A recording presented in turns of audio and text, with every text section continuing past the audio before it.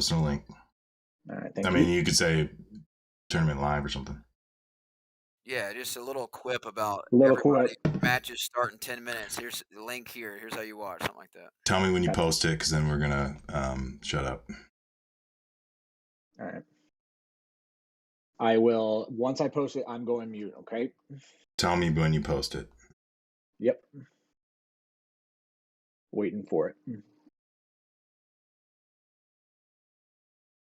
Am I sending you it? Can you? Hello? I'm about to send it. Hang on, I've got it right Oh, here. you're sending it to me. I'm sending right? it to you, and you're gonna post Thank it. you. Thank you. All right. I am ready to roll. All right. I'm getting the link set up.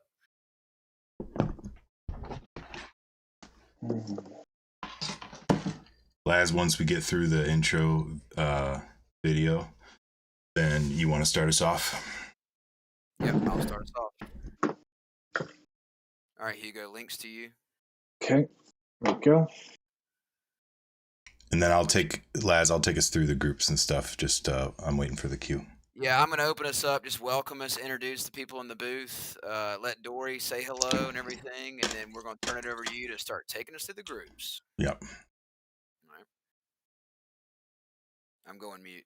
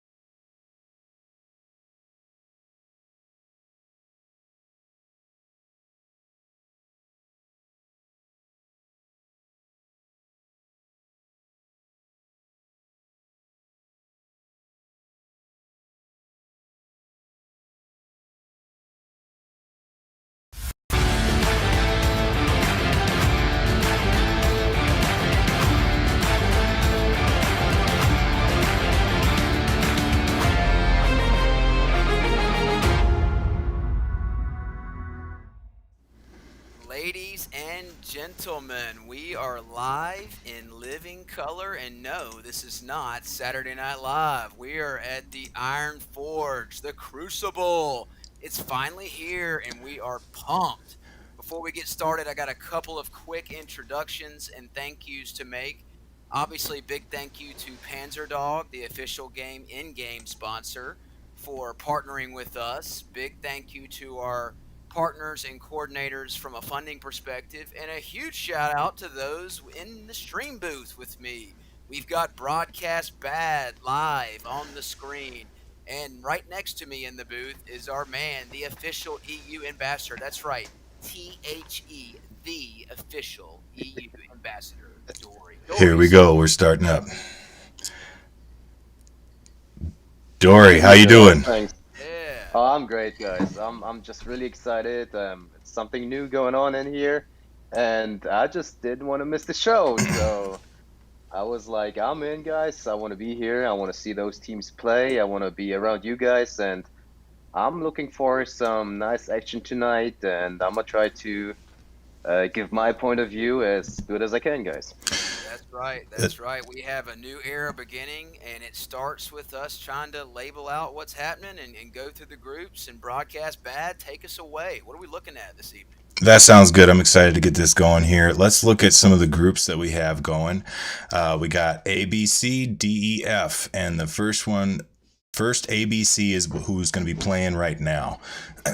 The first game we're going to be jumping into is Valhalla and 999, but we're going to be jumping around a bit here. Last kind of talk about maybe here what we're looking at. Let's focus on this group A, B, and C. That's who's up right now. Absolutely. So obviously, Group A is, I'm a little biased. That's my team, but I am not in the match today with the 300 OG squad and Hex going to be battling it out. Both teams are going to advance because Lost Souls had to DC their entry at the last minute due to some unavailability. However, they're still playing, and it's important that 300 OG and Hex play because they're seeding purposes depending on that advancement. So we won't focus much on that. We know they're advancing. We'll kind of figure out where they land in the next stage. And Moving on to the one we're watching. Go ahead, Bad. What you think? this is the group stage, right? So take us through. So we have the group stage first, and what's the purpose of that, and then what's going to happen after going forward? Yeah, absolutely. So this group stage, you're going to have two of each three teams advance. Okay, so obviously one of each of these groups is got to go home today. Fortunately, they're going to go home with some gold in pocket. That's not something that we really advertised, but every stage, anytime a team is eliminated, their team is going to receive a substantial amount of gold walking out the door. However, the longer that you survive, the deeper in the tournament you go, the more gold there is at your disposal, obviously. And then each stage moves on to like a seeding tournament after that, and we'll label out the strategy and the layout for that. Bad, what are we going to watch first? You said Valhalla 999, is that correct, from Group B? Yes, that is correct. So we're going over to Valhalla 999, and they are in the group with AWOL as well. And if you look over at 300 New Blood and B-Boy and Viper in Group C, and Group A, of course, is with 300 OG Original Gangsters. Lost Souls has dropped out, as Laz has said, and Hex, but they will be playing Hex here. So first, we're going to be going to that Valhalla 999, and we'll see. We're going to jump around to a few games. We're trying something different here with this tournament, and we want to create a show for you guys and to be able to watch as many games as possible. Essentially, this is a lot like the Iron Forge Red Zone. If we can find some series that get tight, we're going to switch over to it. I'm really excited that we're starting out with Valhalla and 999.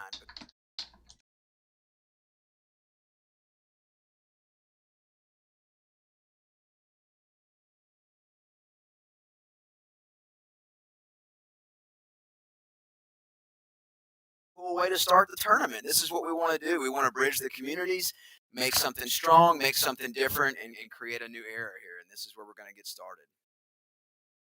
Well, definitely. I'm gonna join on that one, and knowing Valhalla, really good. One of the, of course, best, better teams in the game for sure. Many friends over there playing them basically on a daily basis, and those games always.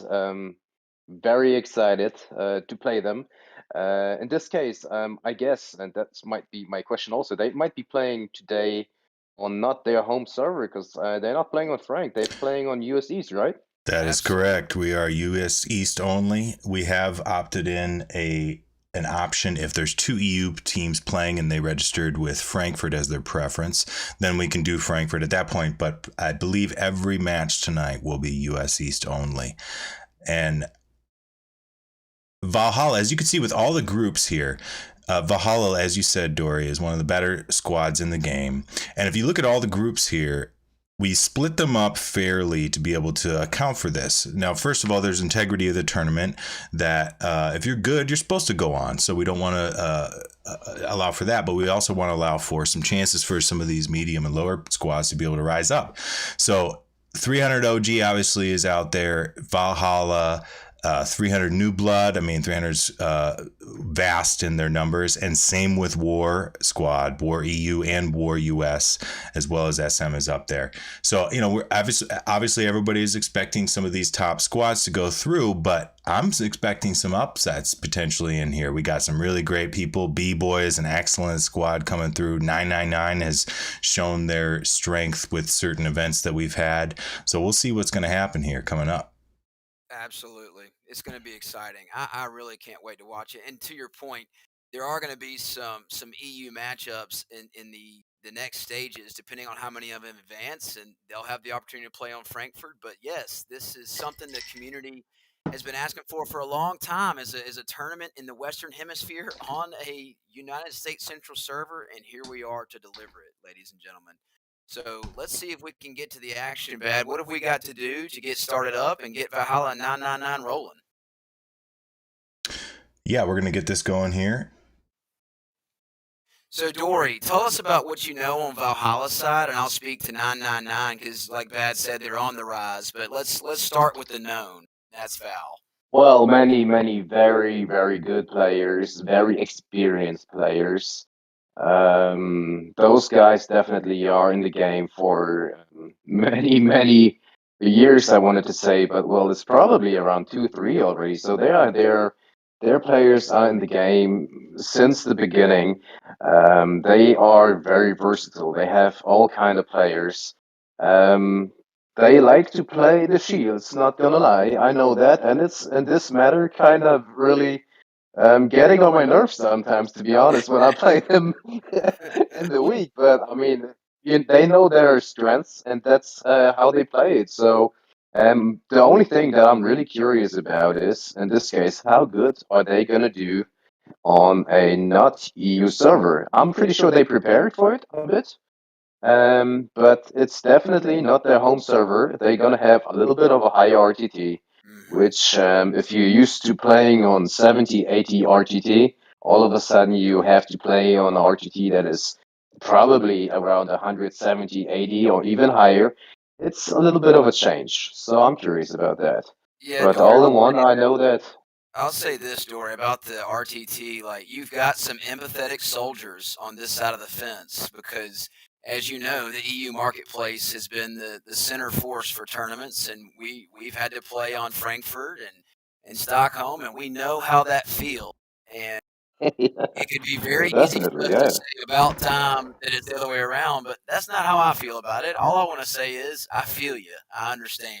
I know the struggle, and it's real. But I still When I think look at it, they can adjust. So oh yeah, I think they will adjust. I think they're capable of doing it, and I'm pretty sure they did play on a non-EU server, probably on US East, the last week or two, to just have a feeling for it, because you have to get used to it. Yeah. you have to get used to it. And looking at their opponents with 999, they are a team with some players that have been around as long as Val. They just haven't played as a team as long as Val, but they are stacked when it comes to their gear. And we know that this is a tournament that is a no holds bar, no limits type tournament. So Mm. it's going to be very interesting to see how a team that maybe not be as experienced as Val, but playing on their home server with some experience and really good gear, how can they hold up? Can they take advantage of a really experienced team like Val in the sense that they're not on their home server. That's really what I'm looking forward to. And one of the team leaders is Jesus 999. And no, that's not the Holy Lord and Savior Jesus. That's our tactical Jesus 999. He's really good with a lot of different loadouts. He's been around the game a long time. He's led and been a leader in a couple different squads. He's got a lot of sharing action that can work too.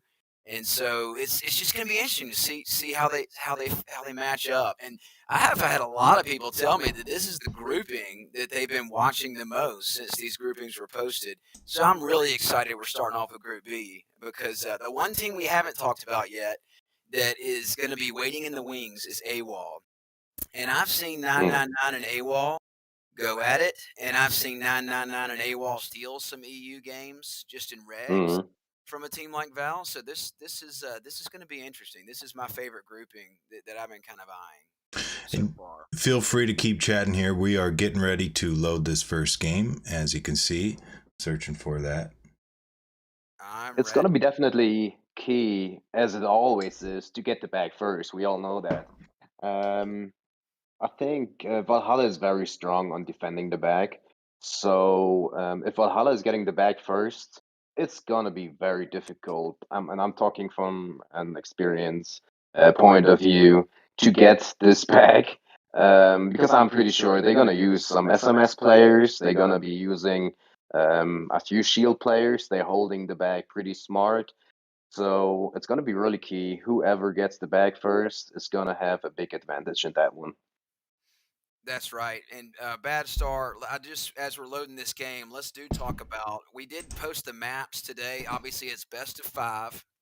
The maps in order is going to be Depot, Area, Talinsk, Ship, and CTD Ground. So if you sweep a team, we're guaranteed to see Depot, Area, and Talinsk in some of these series. Now, obviously, we're hoping for some really competitive series and make sure that Ship and CTD Ground get in the mix. But Depot is the first map we're going to see between 999 and Valhalla. And obviously, it is an instant bag grab type map. You can go right up to that spool in the center, knock it out before the train gets there, and get that bag. So to your point, Dory, bag's key. This is a map where you can go get the bag at any point you want, not like an area, not like a ship where there's a delay when the bag arrives, correct? So and here we go, boys. We are starting it up. Let's see who gets this bag first. Ladies and gentlemen, Iron Forge Crucible has begun. Here we go. Face walking in, got the land out, got the bag, 999. Oh, he gets hit with a Diana mine. Really well timed. This is the craziest action on Depot because there's always so much going on right in the middle. And you can see Val's just swarming that middle area. Really well done. You know, you're not always going to be the most effective first one in the center on that, Dory, but what do you think? Sometimes if you delay your attack in the middle, that kind of sets you up for a nice background, doesn't it? Oh, definitely. I mean, there are a few squads that do this really good. They're gonna just rush in there, use both of their adrenalines, and just land out the middle out and get the bag. There are some people that are trying to flank right, left. Well, as we can say in this case, grabbing the bag first, they did a great job on it, and they're back in the base defending just how I thought it's gonna be. Good job. So 999 is obviously trying to put some pressure on the opposite side to set up for a push, and Valhalla's doing a great job of keeping that center box defended and flanking and getting in there to disrupt you. Now, so the bag holder's got a shield. He's got some missile defenses set up. Got a sniper in front of him, so he's in good shape. The question is, can they set up on that left side? I wonder what they've got going on there on the other side there, because there is some action. Here we go. Little Landau cannon. So they got a distractor up front. We got a Zeloy in the middle. Here we go. We actually have some push going on here. A little pressure coming in from 999. They're down 3 though. Bag's fine because that shield's there. Sniper supporting him. Diana draw on top of him. Boog's gonna have to back up. Oh, they're doing. Bomb is doing an amazing job with the bag. I've seen him doing this quite a few times. While we are playing against him, he's a really good Moses shield bag holder. He's good with it, and they're taking advantage of it. They have the top, as we can see. Their left top side is Oh, the bag is down, guys. Bag is down. We got Bag is still down. 3 down. They are trying to push, but I think it's not enough right here. I agree. Yeah, the Karen popped up a little late. Bomb's gonna be back right there, but they're doing a really good job holding the left top, which is, in my opinion, a very, very good position, especially with the sniper next to the Moses shield. Just having control on voice, they're calling stuff pretty good. So it's gonna be hard for 999 to get back into that one. Yeah, and what they're 999 is really having a tough time with is, oh look, they're down 4. The bag is by itself. Oh, There's players there. This is the time that's to that's the push. moment to push. That's That's the moment. definitely the moment to push. And they've got And the I bag. think they have to. They do. Can they get out of there with it? That's the question. He's got a Zelo. He's got a couple rolls. He's got a train. Oh, Look at that train. Grab. Oh, oh. timely grab. He's got Face has the bag. Wow. Yes, Face got the bag. We have got our That's first why I bag said it. grab of the tournament. That's right. And to your point, Dory, that is a great spot to have. And the only downside to it is if you get a team wipe like that, you fall all at once, it leaves you susceptible to get the bag out of there sooner, which is what we saw, quite frankly. No, to be honest, I don't know how it happened, but 3 guys were down, and they did a really good job in pushing and taking care of the bag right there. Because when there are 3 guys down, it's time to push. They did a great job, and now they are in position of the bag. Well, Do we And they do we get good start job. do we start the betting now on train kills? Oh, I know, Hugo. We used to, Dory, and in some of our matches previously, we like to have a little fun and see how many train kills Thomas can get, because Thomas is pretty much undefeated. Thomas and Harold, they're 2 of the Oh, toughest. those guys are definitely OP. Yeah. So Valhalla's got a nice pressure going here. The sniper is in the middle. They're really surrounding the bag, and this is going to be tough. You've got some respawnings coming, and if they're going to get over soon enough, they can protect it. But the bag is down; it's alone. It's just, does Val have enough players to get to the back and get it out of there? It doesn't look like at the moment. Let's see. Sniper still set up. We got a Karen on the left side. He's cloaked. All right, well, here we go. The respawn happened. Missile defense is out, so they're trying to protect from the Diana. They got a nice defensive setup over there, but they are susceptible to kind of being grouped in together. Unfortunately, Valhalla's only got 3 over there, so that's why you're seeing 999 defend it. It's 5-on-3, and here's Val bringing 2 over. So now it's going to be 5-on-2 while those 3 reset. In these pushes, it is so key to try to be patient and try to wait for the 4-on-5 or the 5-on-5, because if you get over there too soon, you can really have your pushes dismantled just going 2 or 3 at a time. What do you Oh, think? and I can tell that 999. Oh, it's now time to push for Val. They're 3 down. One of them is really low, so it's now or never. They're doing a good job, and they got the bag, and the countdown is on. Yes, can they hold it for that 5 seconds? They're protecting him. 2, 1. That's going to be the first ball game right there. Unreal. What a great game to start off the tournament. I know that the score is 173, but it's a little closer than it looked, and that was some serious fun. I mean, credit to 999, because, like you said, Dory, Valhalla is a very tough team to get the bag from once they get it, and the fact that 999 was able to get it, bring it back over, and almost hold on for the win, that was a hell of a first game. What do you think? Absolutely. Well, just when I said that it's going to be hard, they made a great push. They got back into this game, and they did really good. And I think that's going to be our next second really good game. Then I mean, they kind of build up themselves, because losing, it was like 100 to 10 or 15, so they came back into that game, which I really liked. You know what's funny, Dory? If I'm the 999 captain and I just found out as soon as you said something about it being hard and then it became easy, I'd be saying, Dory, why didn't you say it was harder earlier, man? Come Well, on. I'll try next one. No, Oh, hey, I'm having fun here. they made this game a good one, because it looked really one-sided till Val lost kind of the bag. But 999 did a great job, and Valhalla came back. They took their time, and they found the right moment to get the bag and win this game. Absolutely. No, that was a great way to start. And like you said, it looked bleak at first, and 999 was very opportunistic on top of that platform on the depot side. And when they went 4 down, that was the time, and their ears must have been burning because they rushed on that thing right then and there. And then, of course, Thomas coming through with a great block because the Zeloy was just, Oh yeah. Oh, you definitely. yeah, that was fun. That was fun. Oh So well, we're let's gonna see. jump over to Viper and B-Boy here. Yeah, let's make a jump. Why not? We're in the middle of it. Let's do it. Looks like They're we've finishing got, up their game. Yeah, it's got a little similar situation where we're down to the last few seconds, and it looks like the bag had been taken, similar to how 999 had taken it, but obviously B-Boy gets back over very quickly, gets the bag, but is the bag going to be able to stay up? Looks like it's only got a couple seconds. Bag down. Viper's got it. So now, as we can see, Viper's in their spawn. They were down at the beginning, didn't have the bag to begin with, and have gotten it back from B-Boy. Very similar theme where the EU team had the bag first last game.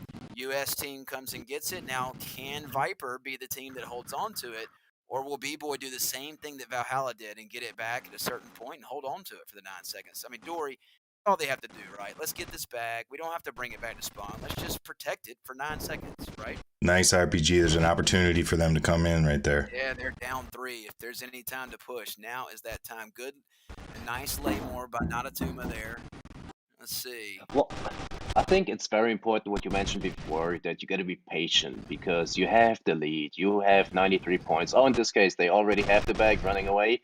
And there is Thomas again. I know. How about that? Thomas has been timely. He's just he's really hurting some people right now. That looked like it was a fun game too. I hate we didn't see the whole thing, but just like in any red zone channel, you want to be there when it matters, and we were.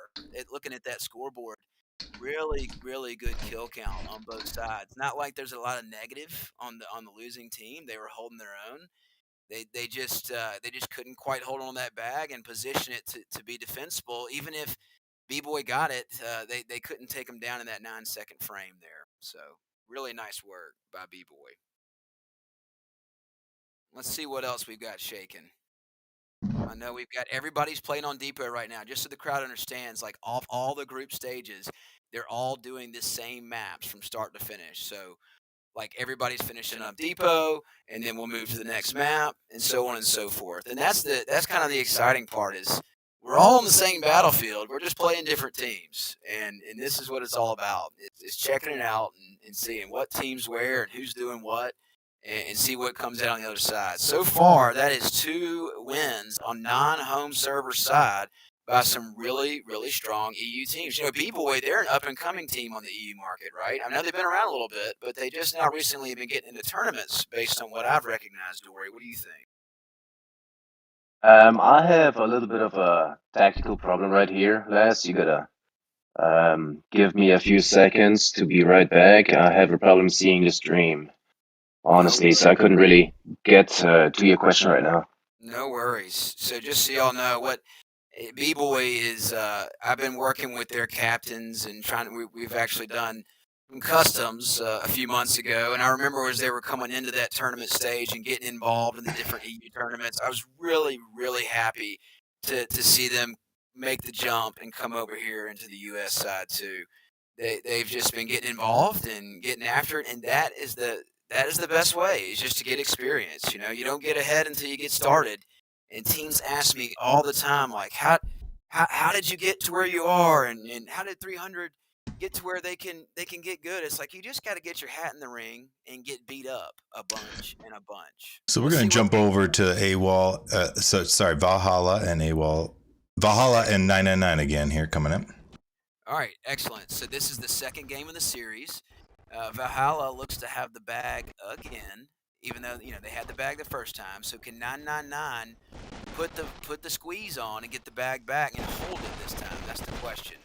We're about halfway through the game here, as you can see. So it's been a tough start for 999 at the beginning, but hey, it was a tough start for them last time. They still got the bag. So well, it kind of looks like in the first game, Valhalla is taking advantage of the quick bag grab, even though we didn't see it, but they made sure they have the bag. They're holding it on the left side, left top, which is always a good position here because you're a little bit higher. You can see a little bit more of the map. And, well, they're doing actually a pretty good job protecting. It's the right side from their point of view. That's right. And as you can see, they are holding a few shields already. Crazy is flying. You're right about those shields. They're out there. You know, Dory, talk to me about. You see how they've got people on the defense, but they've also got people in the middle that are trying to interrupt these pushes. Talk to us about how important that is. Oh, I mean, if you protect the right side, you're pretty much safe in here, over there. If they might have a sniper, AWOL, 999, I'm sorry, 999, in this case, and you kind of protect it. So this is a really good job over here, but you are not allowed to come and let them come too deep into your base. So you got to push them a little bit out. So you want to make sure you have the right top, and that's what they did in this game, and that Yeah, looked like a pretty. they didn't give the bag up this time. They fixed their mistakes from game 1 against 999. And that one was a little bit more lopsided, but still, the series isn't over. We've got one more between those two, but Valhalla took the first two, so they'll see if they can get a sweep, and if they do, then they'll wait until their next series. And you basically have to, if you win both your series, you advance in this first group stage, because we've got 3 teams in each group, and 2 are going to go forward. So let's check this out. We're going to jump into the area match. This is B-Boy and Viper, correct, Bad? Yes, this is B-Boy and Viper's second game. Excellent. So this is the very beginning. We're seeing some action with the bag grab here. Obviously, it looks like there's still some contention for this bag, and this is my favorite part, is some of the madness that goes on in the middle right when you get to the bag. B-Boy is holding down on it right now, so they're trying to mine up. But to Dory's point, they're probably going to try to get over to that top side at some point to defend it, unless they think that this is their spot. What do you think? This is not a bad spot, but it's not quite what we were talking about at the top, right? Well, area is a very wide open map, and those two sides are definitely not balanced. And in this case, pressure's on. Look at that. I mean, you don't get that top side, I feel like, Dory. You leave yourself open to susceptibility with all that debris, and sure enough, B-Boy, that defense crumbled on that side. Really good execution and extraction for Viper. oh, that was a good push. That was a really good push.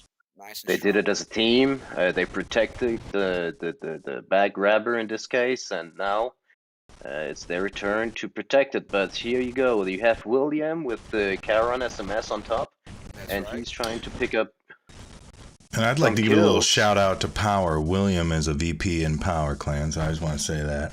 Absolutely. So tell us, Bad, is William is on a predominantly EU-based squad, which, as you can see with this SMS, he's helping pinch him in a bad spot back there. However, Not a Tomb of Smoke is going to make some problems for that Sharon SMS up there. There's the push. There's the squeeze. The bag's free. Can they get it? Oh, he dives right on top of the bag. Not a Tomb is gas. Really helps.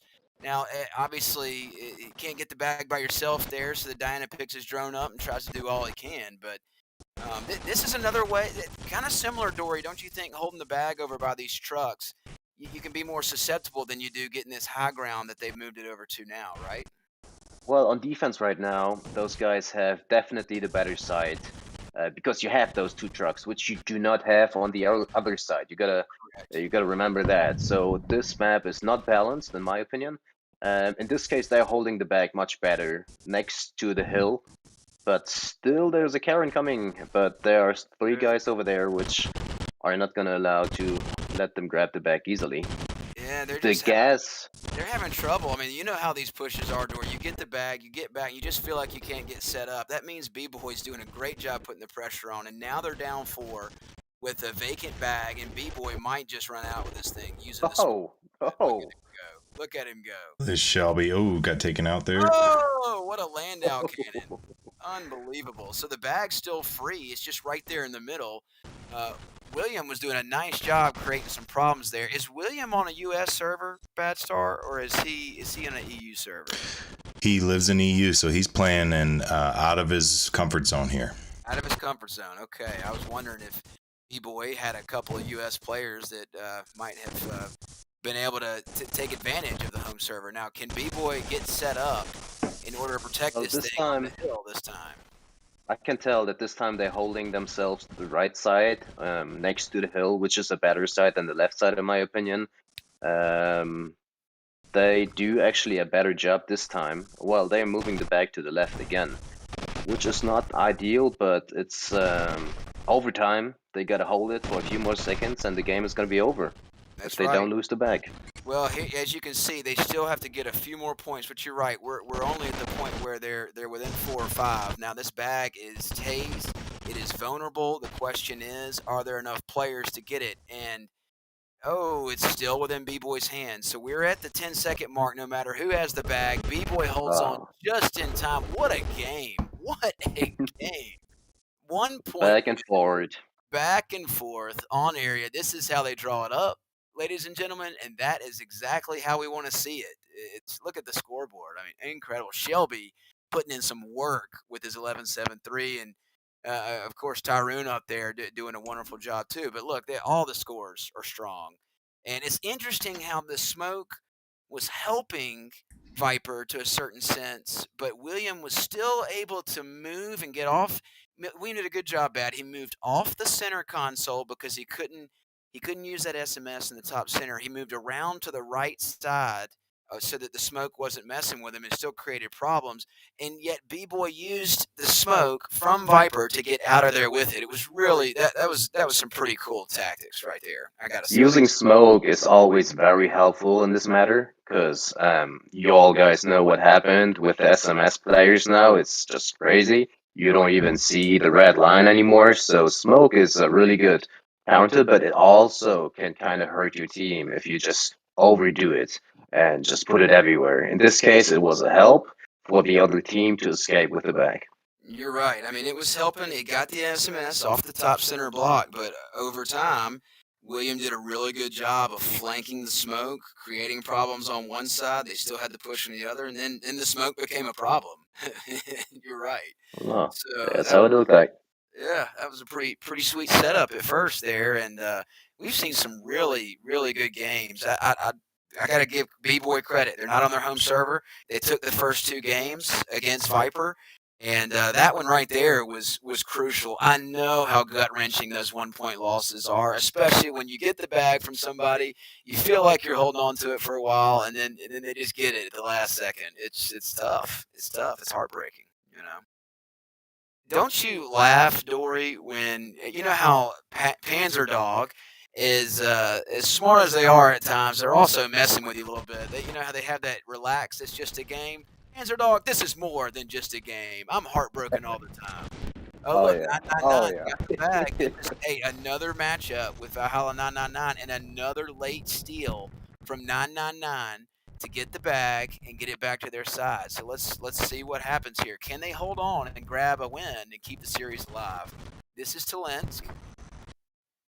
We've got Diana up in the air. 999 is trying to set up.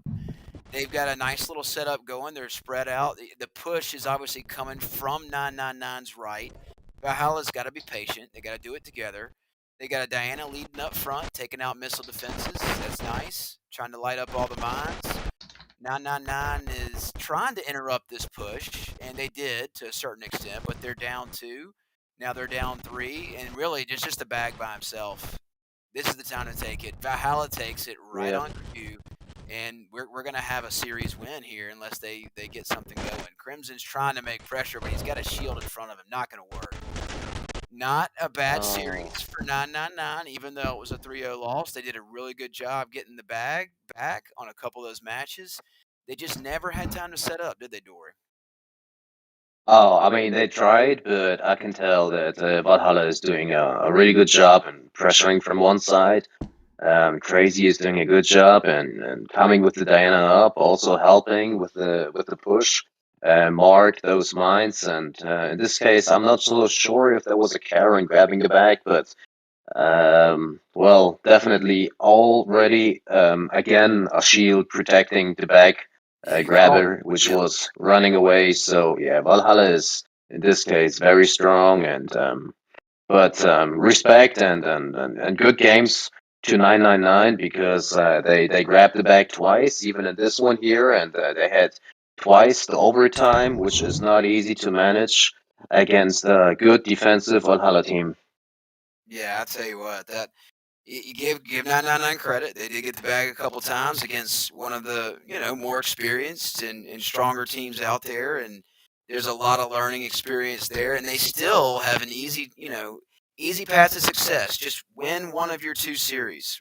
Just don't lose them both, and they've still got a chance. Now they've got to go up against one of their own foes that they're probably more familiar with, an AWOL, and I'm not sure on the schedule, Bad, if AWOL is going to play Valhalla first or if AWOL 999 will square off first. But it'll be interesting to see the two teams that come out of that three-team bracket because I couldn't figure out which two of the three it would be, to be honest. Hmm.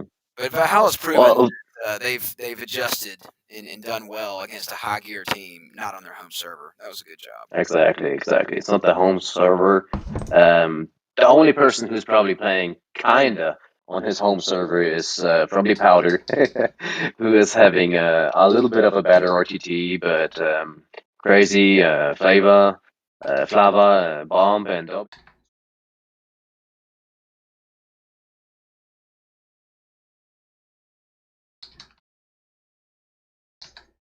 bit of a change. But they adjusted good.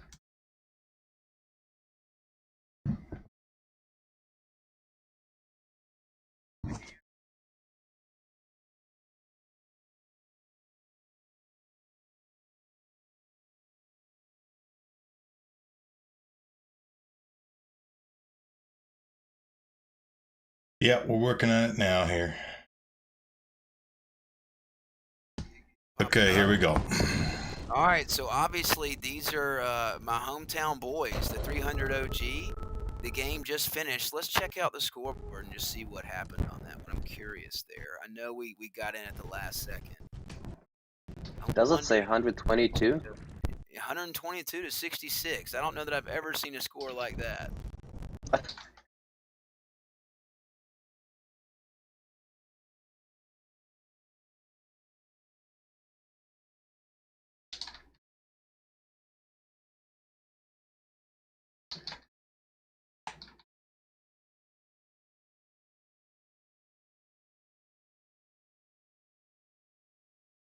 But also to mention, those guys' hacks are basically just a little of an insight. It's my first clan ever in the game, and I know a little bit of those guys. They are also my Polish brothers, so they're Nice. definitely not gonna have an easy road here, easy task against the 300 guys, which we all know are one of the better teams. To Well, say it you're like not. that. You're not. You're just being nice because I'm in the booth with you, Dory. I appreciate it. Yeah, oh no, I know how it is to play against the 300 guys. So it's going to be a hard task for my Polish brothers, but I wish them nothing but the best and try to do their best, and let's see what's going to happen. Yeah, I tell you what, I've gotten a chance to work with N4K, who's one of their captains for the Hex group, and I gotta say they're a sporty team. They put up a good fight. They know what they're doing, and it's been fun to work with them. And Okay, let's so go over to Hex right now. we've got back in the game, and it looks like 300 is holding on to the bag. We call Holreicher the bag man, ladies and gentlemen. And yes, he loves it. And that's not just because he's carrying drugs in a bag, but he loves the tactical bag. Yes, he does. Oh yeah, oh yeah. With his Landau, adrenaline, Moses loadout, we all know what he's capable of doing. Rushing the back, getting the back, that's what he does, definitely. That's One of right. the best in the game. So Hex is looking for a setup on the right here, and Trash Pan is up in front. They've got some pressure being put on, and it just depends on the timing with it. See, Hulriker just waiting for the right moment to come out and actually do something with that bag versus just hold it back there. Well, really well done, Hulriker. I'm proud of you there, buddy. All right, this is where we're getting down the last 10 seconds or so, and yep, they could not bring everybody back over in time. And that is a score more like what we're used to. So congratulations, Spartan, SK, and Cookie. Y'all did not break the game for us. And 300 takes the game. Some nice scores there. And it's not like Hex fell over by any means. They're even to positive ratios on their KDA, so it was well fought. Just to your point, Dory, who's going to get the bag first, and can you hold it? That's really what it comes down to. Mm. Oh yeah. That's how I see it also. Was that because I do not have the overview at the moment, was that the first game, Les, or was that already the second one? That was going to be Talensk, which is the third game Third on game. our lineup. Oh, third, sorry, third. Second So or third, so that was it's the third one. very likely that could have been a series ender, or depending on if Hex took one, they're moving on to something else. But we're in that game 3 for all these group stages, so these are potentially series-ending games. We have confirmation that 300 has taken out Hex 3-0. Okay, there you go. So 300 did what they were expected to do, and they've moved on. Now, here's the thing, ladies and gentlemen: Hex is advancing too because Lost Souls, they lost their souls and couldn't quite find them to get in the tournament. And I say that with jest because I love the Lost Souls captains. We were very understanding of the situation they were in, and we will gladly have them back for the next iteration of the Iron Force tournament. It's just unfortunate they couldn't get it together, so those two teams advance. It's still important that Hex and 300 play because there is seeding that's involved in the next level.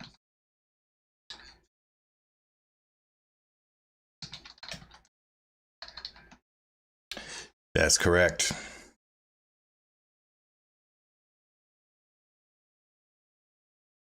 Just watch 300 finish their series sweep. I know 999 is going to be facing off on AWOL soon. I'm really interested in that matchup because, quite frankly, the winner of that matchup may very well be the winner of the second team in that grouping that moves forward. Depending on if, you just never know.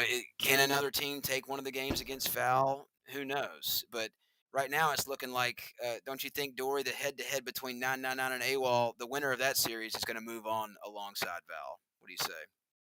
Well, that's how it definitely looks like after that performance that Valhalla showed us in the first game against in the first series against 999. So 999 and I will definitely have to kind of think in this moment that Valhalla might be the strongest competitor in that group, and so whoever wants to advance, it might be a thing between 999 and Owl at this That's time. right. That's right. Now, I have to give a special shout out to our director. Just like any production series, we've got people behind the scenes, many of them. Hugo being one of them. I'm hoping that Hugo, your 999 team, is not too unhappy with the fact that you are offering your services to this production team and not your squad team out there in the field. But they may call you in for reinforcements because just so you know, Dory, Hugo was on the A-ball team and got recruited Oh, okay. to 999. So there might be some bad blood. We might have to let the director go and get in on that action just so we can talk about it. Well, then you kind of made me really curious of who's gonna bring it here.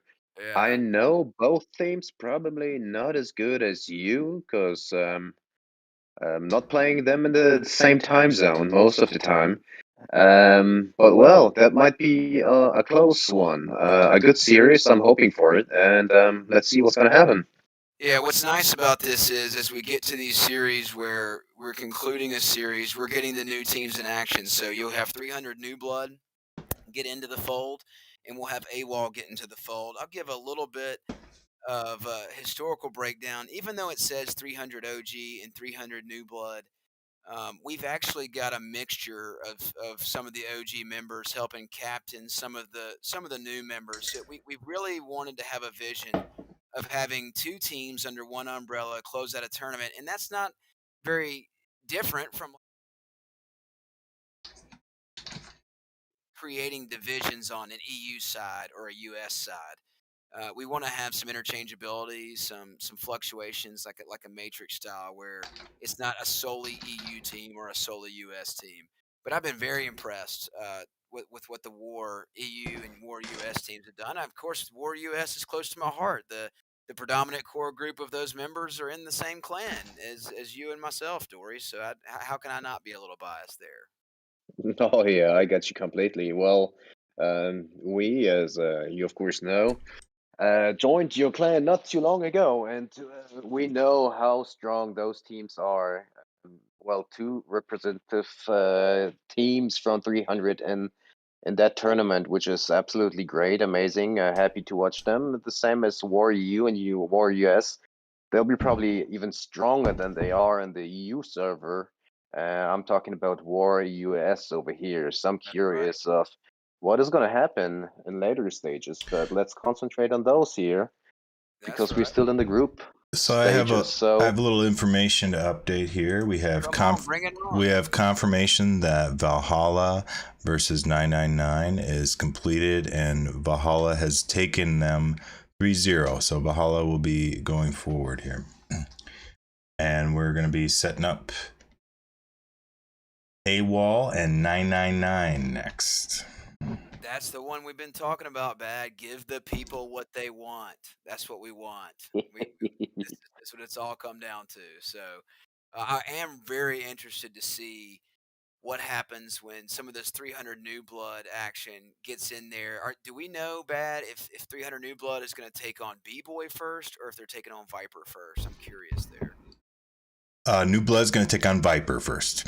Okay, all right. So that is a potential elimination game for Viper if B-Boy took that series early on. The games that we saw, B-Boy did take, and they were heart-wrenching games, even the 63-62 on area, as we just noted.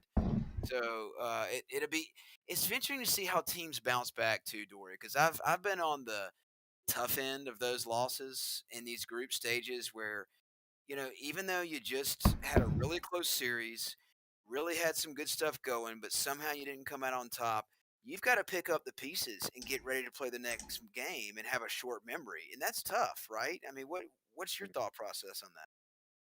Well, it's very important that since Panzer Dark changed the gameplay a little bit, as all the games are now experimental games, which means you can only win while you have the bag. So even though there is a big lead, just like we saw in the first game with Valhalla, where they were up around probably 70, 80 to 10, they still managed to not maybe lose the bag, but 999 did a great job to get the bag.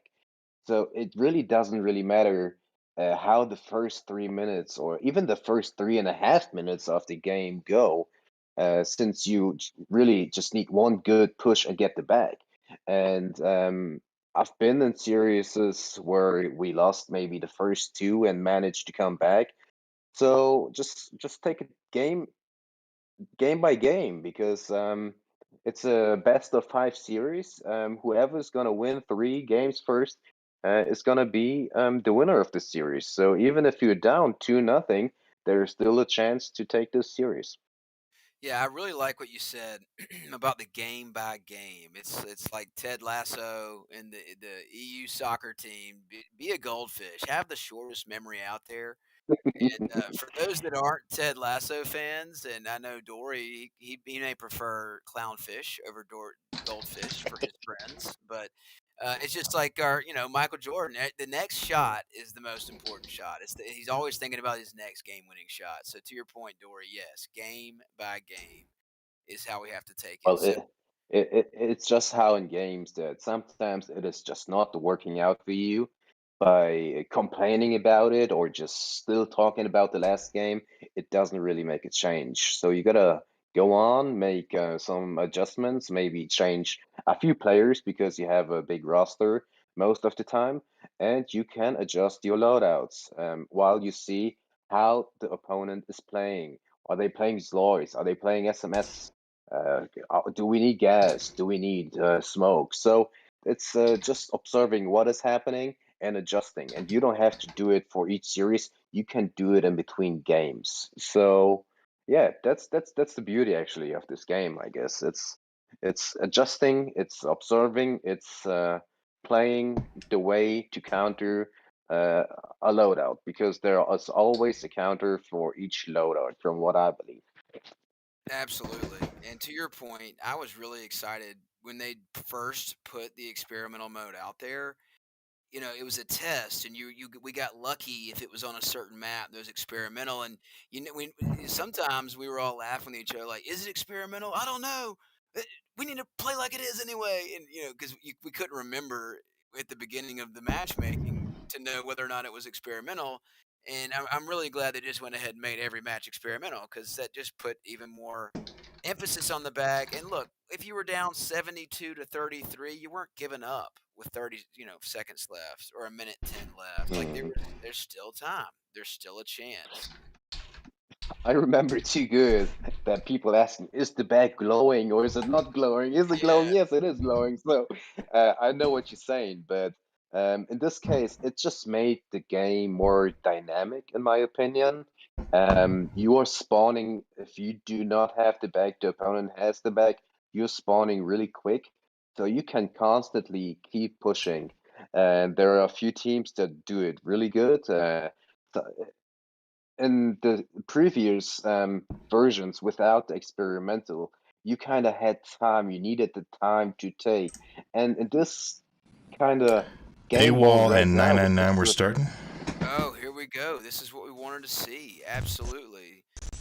We got 999 going right into the bag. I think that's C99 in that studio mode there. It's hard for me to tell there. Let's see. Yep, they've got the bag. And here we go. oh, thank 999 you. and AWOL is in action. This is what we've wanted to see.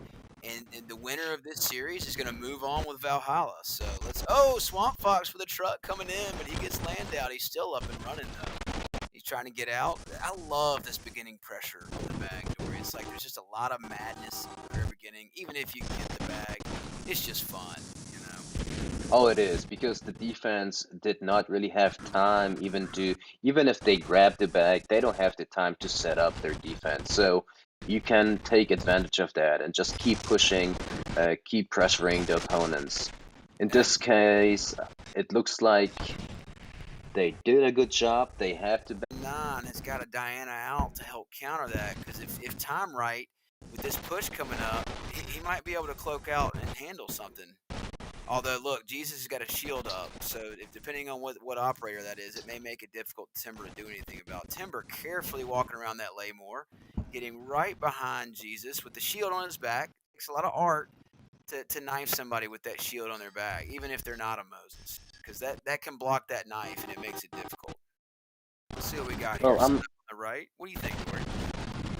I'm definitely not a Karen player, but I'm fortunate to have one of the best Karen players on my team with Zabek. There you So it's key to wait and be patient and have a plan. That's what he was repeating and telling me all the time. Find the right moment. It's all about timing, and not just pop up and fight against three guys. In this case, 999 is doing a great job. 2 down from AWOL, so it's not a good moment for the Karen to pop up, even though he popped up, I think, and Yeah, I killed think so someone. too. I got to say this. Face did an excellent job. 999 was getting some pressure set up on the right side, and he came in from the middle, right where the train tracks are, to counter and flank that push before it got set up. So just as important as it is to be patient on a push, it's equally important on defense to have somebody that anchors down your middle and can wait for pushes to cross the midfield line so that they can come in and try to flank it. Now, Jesus stepped up to get that bag at the right time. Skippy rolls in. He's going to get out of there. He's a Zeloy. He's got a couple rolls. Oh, no. He didn't have much health left. And 999 holds on to it. That was close. They really had a chance to get out of there, but everybody's focused on the bag. Dory, don't you see this all the time where you get a nice push going, you get the bag, and then we kind of freak out. We don't know what to do. Like that's the time to turn around and support the folks coming after the bag holder trying to get out of there, right? Instead of just all looking straight at the bag holder. Oh, it's really important to have awareness where the opponent is going to spawn. In this case, I think the opponent was spawning on the right side, and he was trying to escape through the middle, which was a little bit of a tricky part. I think the best way would be to get out from the left. But let's see, maybe they can do another one. It's the last chance to do a push. Jaren got out on 8 time. more seconds. Out of there, and 999's getting the 9-second mode. 999 to 9 for the win here on Depot. It's the first game. And the Moses holding the bag with the shield is not going anywhere in 3 seconds. You know that. He was also protected by some Sloy players, so Yeah, it's yeah. not an easy task for a Karen player right there No. against the Moses shield. Who's going to be after he gets knifed in the afterlife? Also with his Lois around, he is gonna have a big problem with that one. Some Good strong job over numbers here. by 999, and big shout out to Bug. Even though he's at the bottom of the scoreboard, he was one of those ones in the middle, taking care of those flanks too. And Crimson, I mean, they did a really good job. AWOL had some good pressure, had some good pressure points, just couldn't quite get out of there with the bag on time. Swamp had a really Mm. nice round too. So that Well, is it's 1 the to first nothing. game of a Yeah. few more, so let's see what's gonna happen in the next one. That was 999 did a great job securing the bag and holding the bag the whole game. It was not easy, and they're playing a good defensive game with their shields and Lois. It's not easy to get those the bag back actually. Oh, I agree. And that was an instant bag grab on Depot. So we know the next field that they're going to see each other on is a delayed bag class game in area. And the only delay, obviously, is that the middle doors open, the zombies come out. And Dory, I'm going to tell you And we're what. going to head over to Viper playing right now with Yeah, let's check it out. NB, New Blood 300. All right, another first game in the series. This is 300 New Blood in action. And we got some new players in there, but Viper comes out with the bag, not a Tuma. Nice grab. He's still under pressure. This is that time we talk about, Dory, where defense isn't set up. Do they have a chance to get it? In 300, looks like they got in. Oh, AO gets tased at the worst moment. Hades trying to cover him with the sniper. Craziness going on. Chewy running up the middle, running the roto. Hades has got some great cover fire going on here. He's causing. Oh yeah. At this Just point, perfect. though, Hades is by himself, and he is in trouble. He's got to have somebody come up and help him. Jesse's going to come up. Ooh, AO comes up. Hades is still there. He's tased. I mean, the bag is still not steady, ladies and gentlemen. I mean, there's still craziness going on here. But they're finally getting it to the other side. It looks like they're finally getting a setup going here. What do you think, Dory? Oh yeah, that was a really good job, and it was a timing where you just should go, go, go. They had a good backup with the sniper Hades, but he also hit I think two Chen-Lis, which made two of the 300 guys being tased. But now you can see 4 guys down. That's the time to get the bag, Hades. That's right. Hades is running in. He's going to try to pass him, but the spawn from Nanatuma is at the perfect timing. Hades with the knife can't get to him. There's some good Diana work by Bananas, dropping that bag holder twice there to give Hades a chance to pick it up, but Hades didn't have anybody with him. So this is where the New Blood guys, they've got to get patient. They've got to group up. They need to get together. I like that viewpoint on Banana Drone there. We're kind of seeing Viper is nicely spread out. 300's coming in from the middle. AO steps up. Ooh, they've got a 4-span push here. Let's see what happens. This seems to be, you get plugged in the corner back here with a couple rotos on you. It's tough sled. Yeah, it looks like Hades went to that roto for firepower. Yeah, Hades is there. What'd you Well, think? I think now it's the time they try to push 120, and that's how much time you have to get it back. Yeah, and you saw how the Diana Bananas there came up in the center. Spartan, he's one of the best Dianas in the game. Here's that aggressive push. They got a 4-on-1. They ought to be able to. Perfect. Everybody down. But Bananas came up on their side of the spawn as a Diana and put himself in a position to press and help push if needed. And that's what we preach on Diana. It's not just staying back in your spawn the whole time. And Definitely. I'm telling you that as a Diana player. He did a great job because he's marking while walking with the team. So the team is going to see mines, Laymores. He was flying right before they pushed, and he held pushing, and they did a great job. Everybody down from the opponent. Dory, And you're they... way too nice to me. You should have reminded me. How could I forget I'm with one of the best Diana players in the game in the booth? What am I talking about? Dude, look how nice you're being to me. You'd be like, asshole, I know how to play this position. Yeah, well, I had to remind you, I guess. Well, Bananas did a great job. It's 10 seconds less. I know. This is For the crunch end of the time. game, it's 60-60. It's prime time. They get the back down, but MGL is not going to work on those missile defenses here. No, that was a really nice setup with the missile defenses. That's going to be the difference right there, because that MGL was the last thing standing to try to get that back down. Really close game and really excellent work by 300 to do what Dory said to do, right? And that is to literally get the bag at the right moment at the right time. And thank goodness they did it because they didn't have much time left, did they, Dory? No, that was pushing the first 3 minutes because it was kind of the right thing to do at this time. But then they kind of collected themselves. They said, "Hold on, probably let's get this settled." They had 1 minute and around 20 seconds to go. They had one down, two down, and they just ran them over there. And they found the right time to do so. That was a really nice team effort, I would say. They got in together, got out together, and won the game.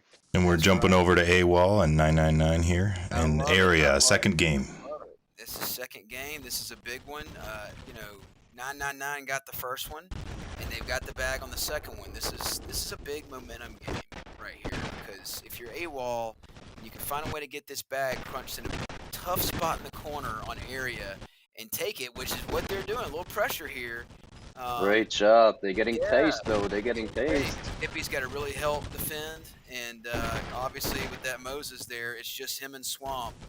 Can Skippy get to that bag? He's working on a snack, it looks like, but he may not have any adrenaline loaded up, which is what I think is going on there. Yep, he's got missile defense and lay more, so there's no reason for him to try to switch. And he'd gotten to that bag right there, he would have never gotten out. But still, here it is. One person holding the bag. It's Jesus, and he's going to get some respawns here, but it's certainly exposed. This is the chance to get it again. But I think the respawns coming in from behind are gonna take over. There it is. You know, but the bag is still left out. Oh, the Landau. He tried to get it, put the spool on top of his head. I know how that feels. I've done it before. It is not good, ladies and gentlemen. But I love the effort. I love the effort. 999 protects the bag. They get it back into the backside, but it's still under pressure. Let's see. Yep, they're on the trailer side. This is the side to hold it if you're on this side. It's like you said, Dory, you don't have the trucks on the other side, and it can leave you a little open, a little susceptible, but Bug seems to be comfortable in the middle. We'll see how it works out for him. Especially here, as you can see, Skippy just get down. He is a snack sniper, so he has the fast aim speed, and he was picking them apart. So the left side for 999 was not ideal to hold, but now they're doing a push. Two down there, two back, so that was not the one. That was not the one, and it looks like AWOL is just not time. They're timing those pushes with 2 and 3 at a time. They're not being patient. They've got to have that moment, like you and I have been talking about. Settle yourself in comms. Wait for each other. Let's traverse the field together. Bring Diana with us and walk down there and go kill them all together. And that patience is so tough, isn't it, Dory? It looked just like a perfect push, that one that AWOL had.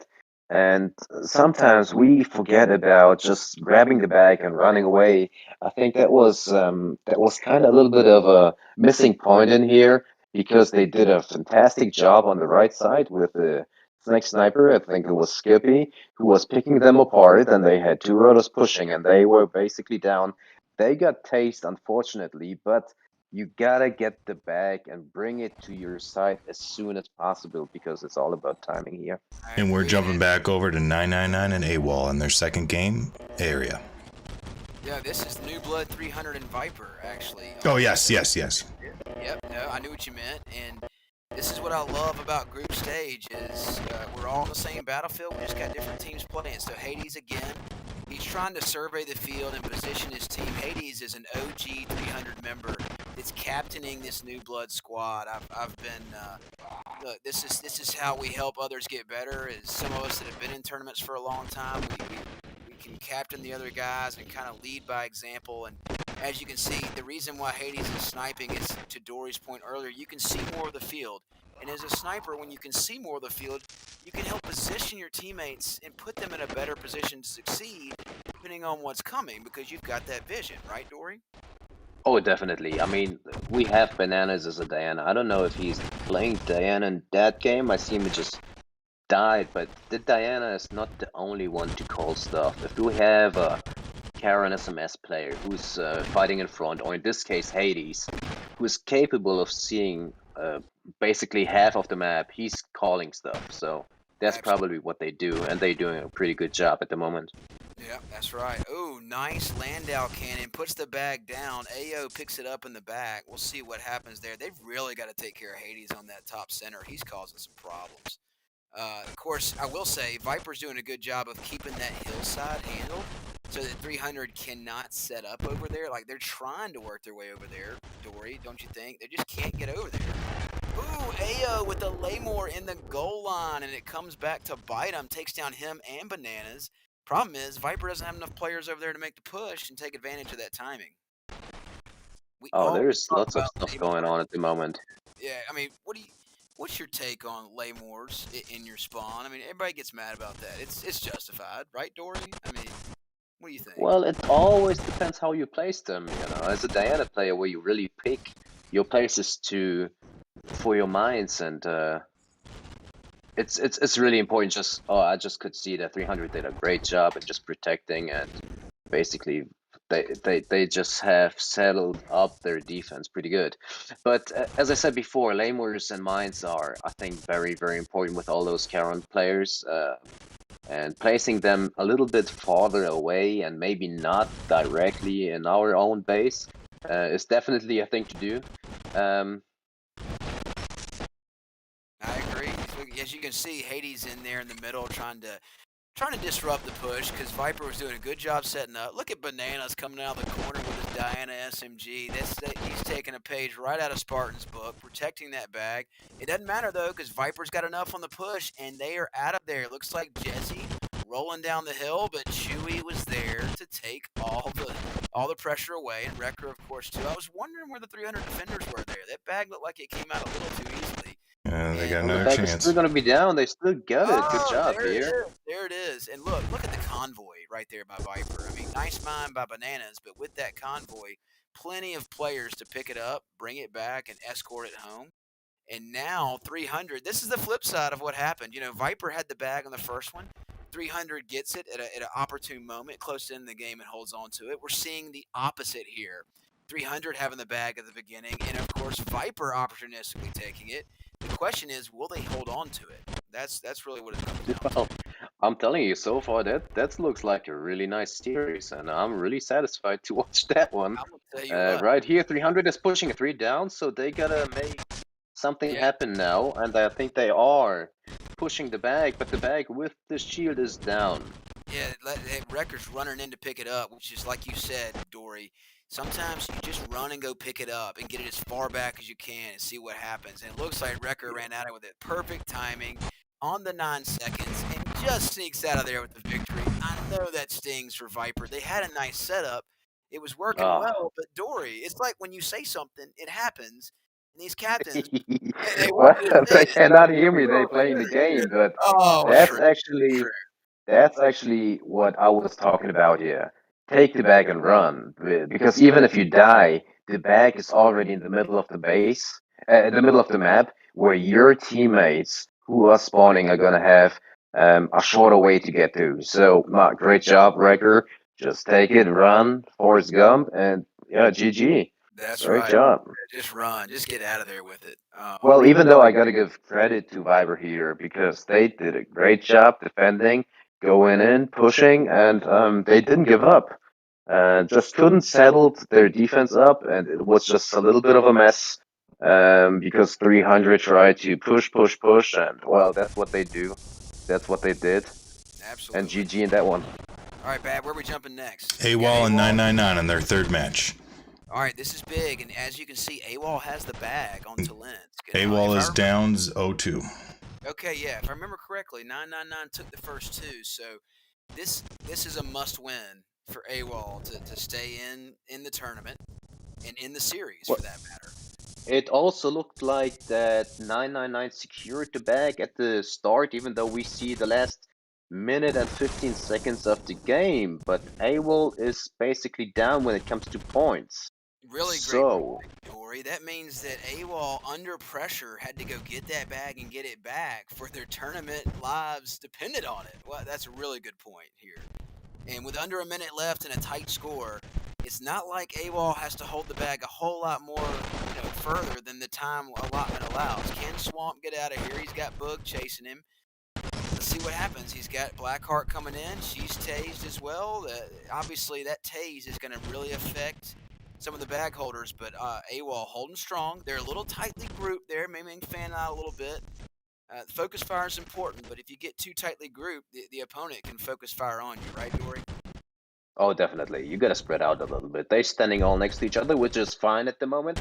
They got 20 seconds to go. If they can hold it, that's gonna be a really important win. Otherwise, they would be down 3-0. But it looks like they can do it. 15 more seconds to go, but the bag's gonna be down. Oh, luckily they got it. I think Swamp put an RPG right next to that shield before the shield collapsed on him, which was crucial, because if that shield picked that bag up right there, they'd have had a hard time taking it. The bag, last second, it looked like the bag was going to be susceptible for a take, and AWOL stays alive. Like Dory said, didn't have the bag at first, found a way to get it, bring it back home, and one of our very own staff members, Blackheart herself. The great thing about this, Dory, Bad, y'all know this, we've got staff members from every major clan, both in the United States and EU market, now with Dory on our side, and it's a spread of love, and it helps us keep each other accountable. And one of our very own, Blackheart, looking strong with a 974. Really nice job keeping AWOL alive. A great job, GG. Yeah, Beautiful. And this is definitely gonna give them, faith in themselves, because if you're 2 down, that's what you said before. If you're 2 down, you'll be like, damn, 1 more loss and we're done. But in this case, it's a very important win. They're probably thinking, hey, we can do this, guys. 2 more wins and we get this. So I'm curious what's going to happen. Like you said, one game at a time. If they look at the next game, take it one game at a time, and they win that one, all of a sudden you got a tied series, and then one game wins it. So absolutely, this is exciting. We might see the first, I don't know if you call it tiebreaker, but if this is going to go 2-2, the last game is going to be deciding, right? That's true. Correct. That is true. That would be game 5 in the series, and that would actually be the first time we'd made it to CTD ground in these first series of the group stages. So we'll see. We'll see. With that said, that does mean that will be our first series to make it to ship, which is game 4. And that's a map we haven't seen yet, Dory, and so I'm excited about seeing that. I know that we've got the 300 New Blood trying to close out a series on Viper Bad. Do we know how that Talent's game is going? Is that one in play, or what's going on there? Currently in play. We're waiting for updates as we speak. Excellent. So 300 New Blood is in a position where if they win Talensk, they win the series, similar to 999. The question is, can Viper put themselves in a position to keep the series alive and take it to ship? And to your credit, Dory, you called it. Viper did a really good job getting the bag both games against that 300 squad. The problem is I've had this happen to me before, and I don't care how good a team I'm playing. There's something about the adrenaline that pumps when you get the bag and you get across the other side, and just things are flying, stuff's moving. You kind of forget about some fundamentals on trying to set up for the bag now, don't you? Oh, definitely. You on the area, for example, you want to take the top, but if they're coming from all sides or you don't know where they're shooting from, it's just kind of in our nature, just run away from the trouble. So that's what we do. So it's not always easy to keep a clear or clean head. How you say it? Oh, I agree. You're right.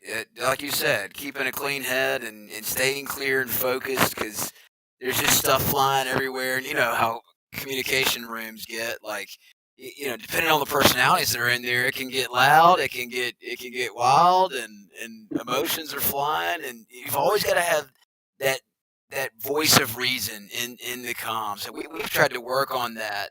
So, Dory, something I've recognized playing with you and your Onyx team before is you really are only communicating relevant information in a calm manner. Like, there's not a lot of stuff where some teams might be in a comms room and say, "Oh no, I just died to a Laymore." Like, we don't need to know that you just died to that Laymore. Okay. Oh yeah. Or we don't need to know that someone is tasing you over and over again, because it's not gonna help. That's a common one. Yeah, it's a really common one, but it helps to call, of course, little things, keep them clean, short, because you can overcall stuff, which is not important at the moment, which happened many times before. But we trying to work on that, making short calls, making important calls, making them clear, and not overcalling stuff because it creates a little bit of a chaos sometimes. Well, if you're trying to work on it, I'll be scared to know what it looks like when you think it's good, because I don't know how much work is needed on it the time I was playing with y'all. So And we're let's see if we can reconnect to that server. That's always upsetting when you've got a nice matchup going and you think you're about to play someone really strong and it gives you the no vacant server issue. It's like, come on, man, that was it. We've been waiting for a game here. It's so frustrating. Yeah, that happened to many Alright, of us that's it. probably. This is There another you one go. of those potentially series-deciding games. This is our first game on ship, and this is a delayed bag class. It comes out at 317, which is right now, and it looks like Jesus with the shield is timely on that. Is he going to be able to hold on to it? He's got some defense, he's got some help, and the Zealoid taking it home. Here we go, 999 Well, taking it first. What do you think, Dort? well, I think Ship is a really interesting map, and it's gonna be hard to get the bag because if you place Lois on that one on defense and place mines, it's a tight map. It's gonna be a hell of a job now here for AWOL to get this bag.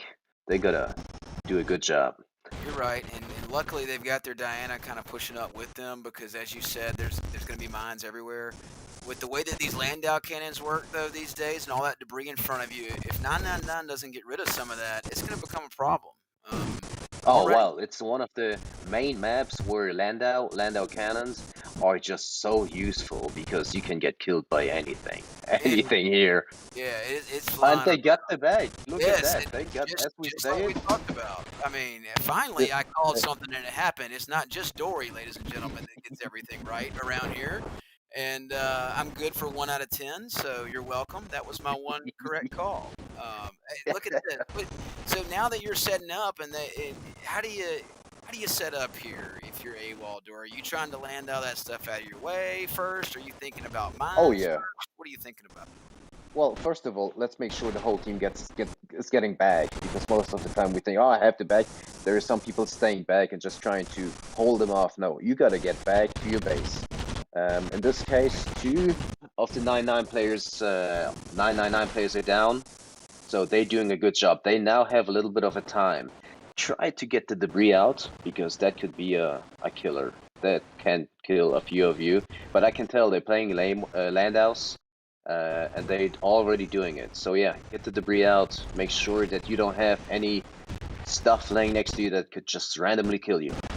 Yeah, absolutely. And 999 got a push. Jesus is that Sharon. I was talking about that earlier. He's using the shotgun with it because he knows there's Moses back there. He couldn't just start axing everybody he wanted to. It didn't work out. The timing was almost right because he was pushing with Bug on that side, but that push was disrupted quickly with some of the mines that you're talking about, Dory. So here we go. Well, We've got 999 going down again. What do you think? There more time to set up stuff here? What's on your mind? well, AWOL has time definitely, and now we see the Landau cannon just killed somebody, but AWOL is doing a great job in holding the back now, protecting it, Landauing stuff out, and they have 30 more seconds to get another win and force a tiebreaker in that one.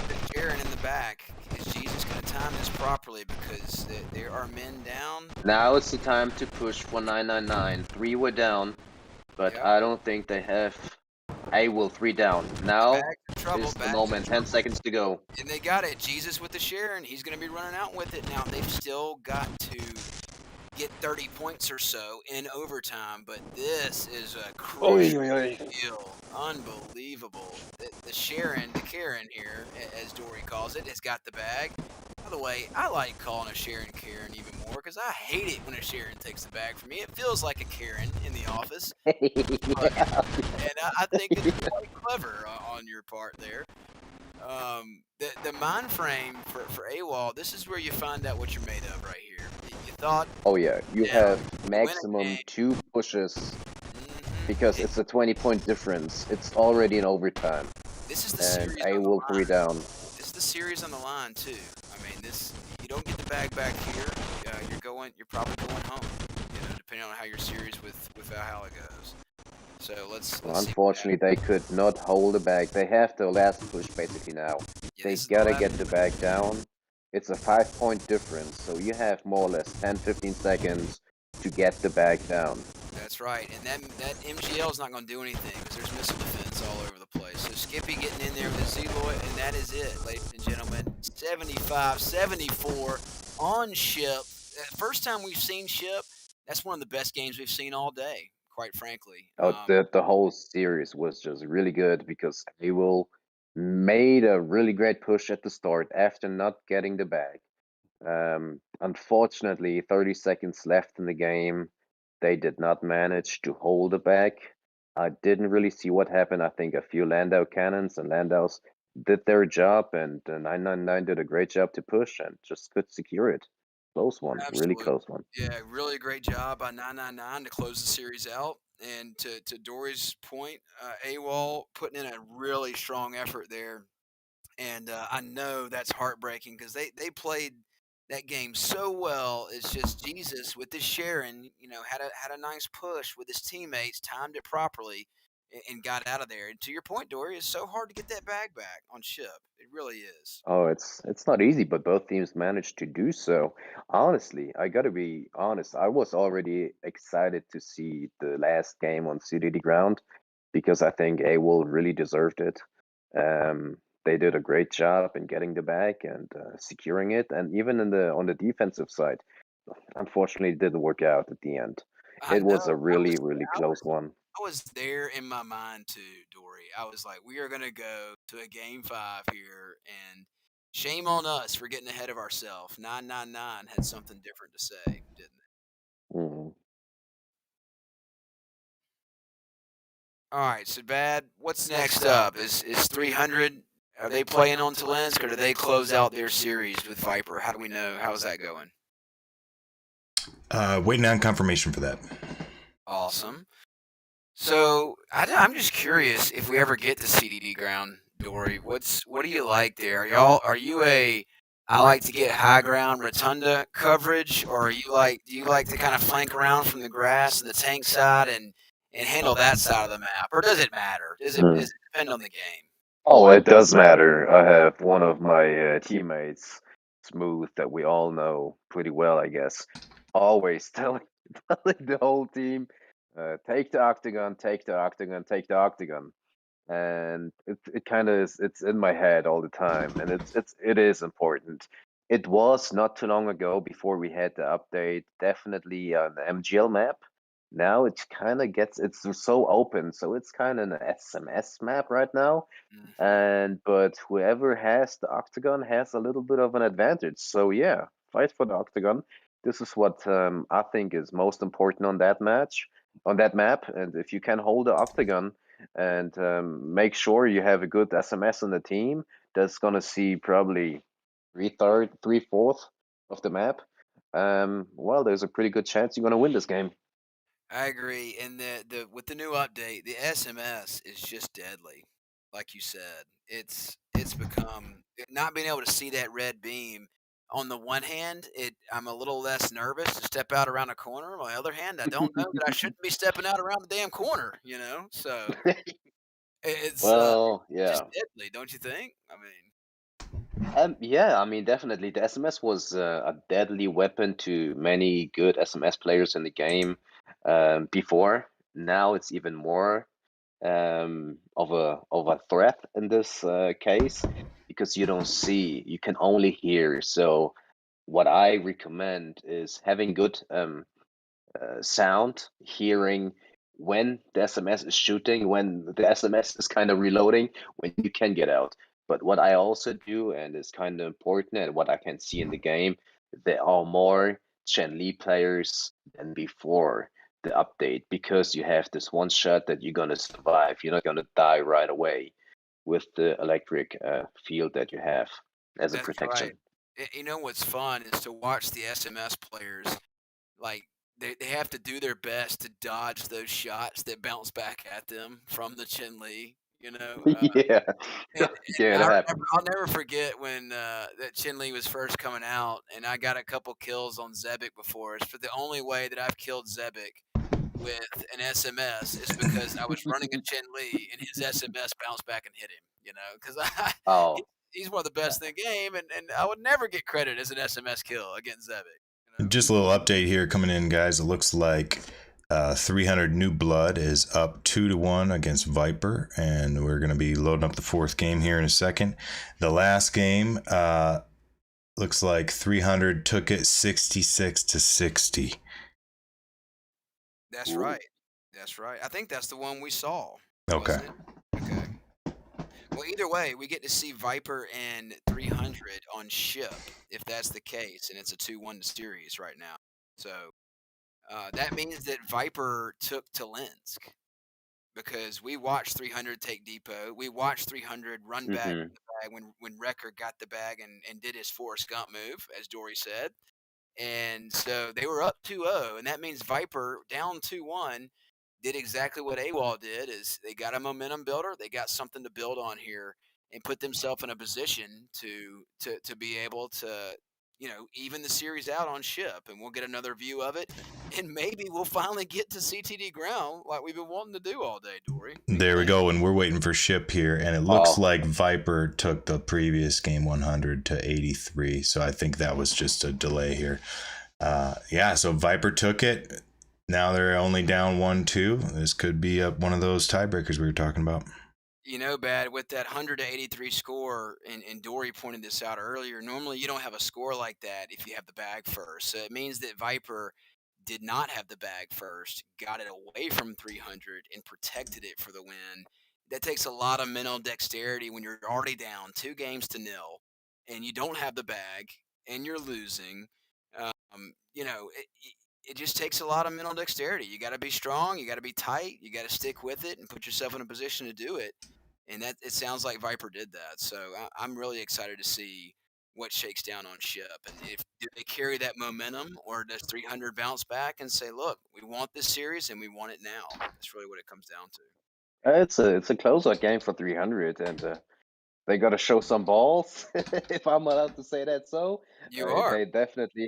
they definitely have them. So it's time to show them. But also Viber, they're capable of winning, as we just saw. And I think they started also to believe they know who they going against.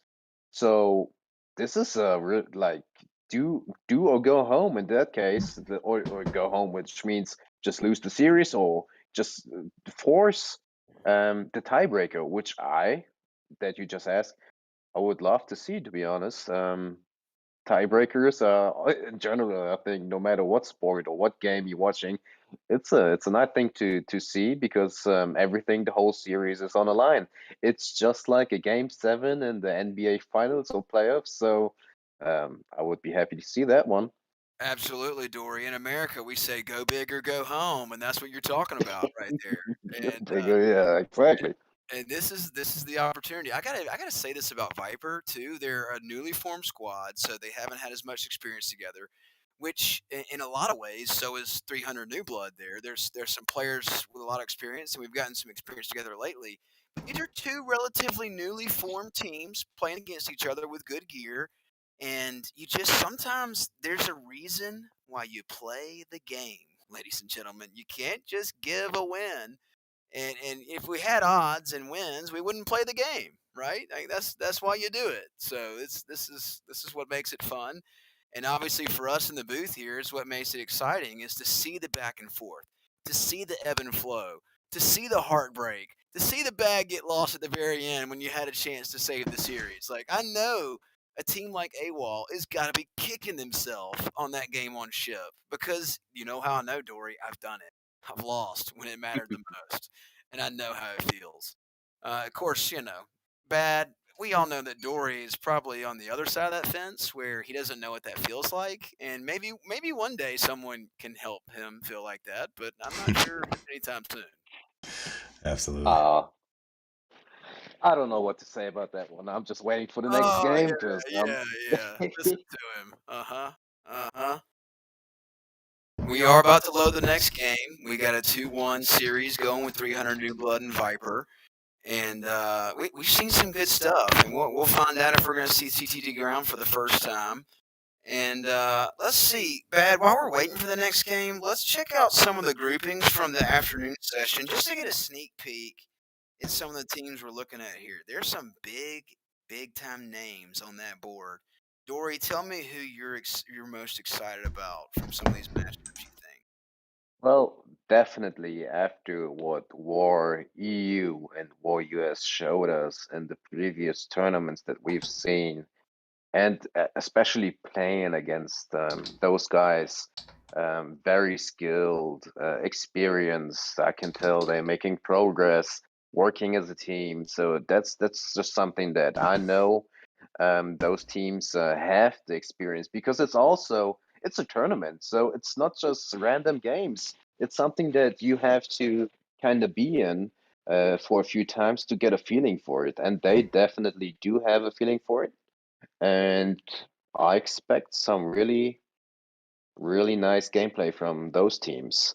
How about you tell me a little bit? Oh, hold on. I really do have to mention one more team, which I see right now in Group F, 777.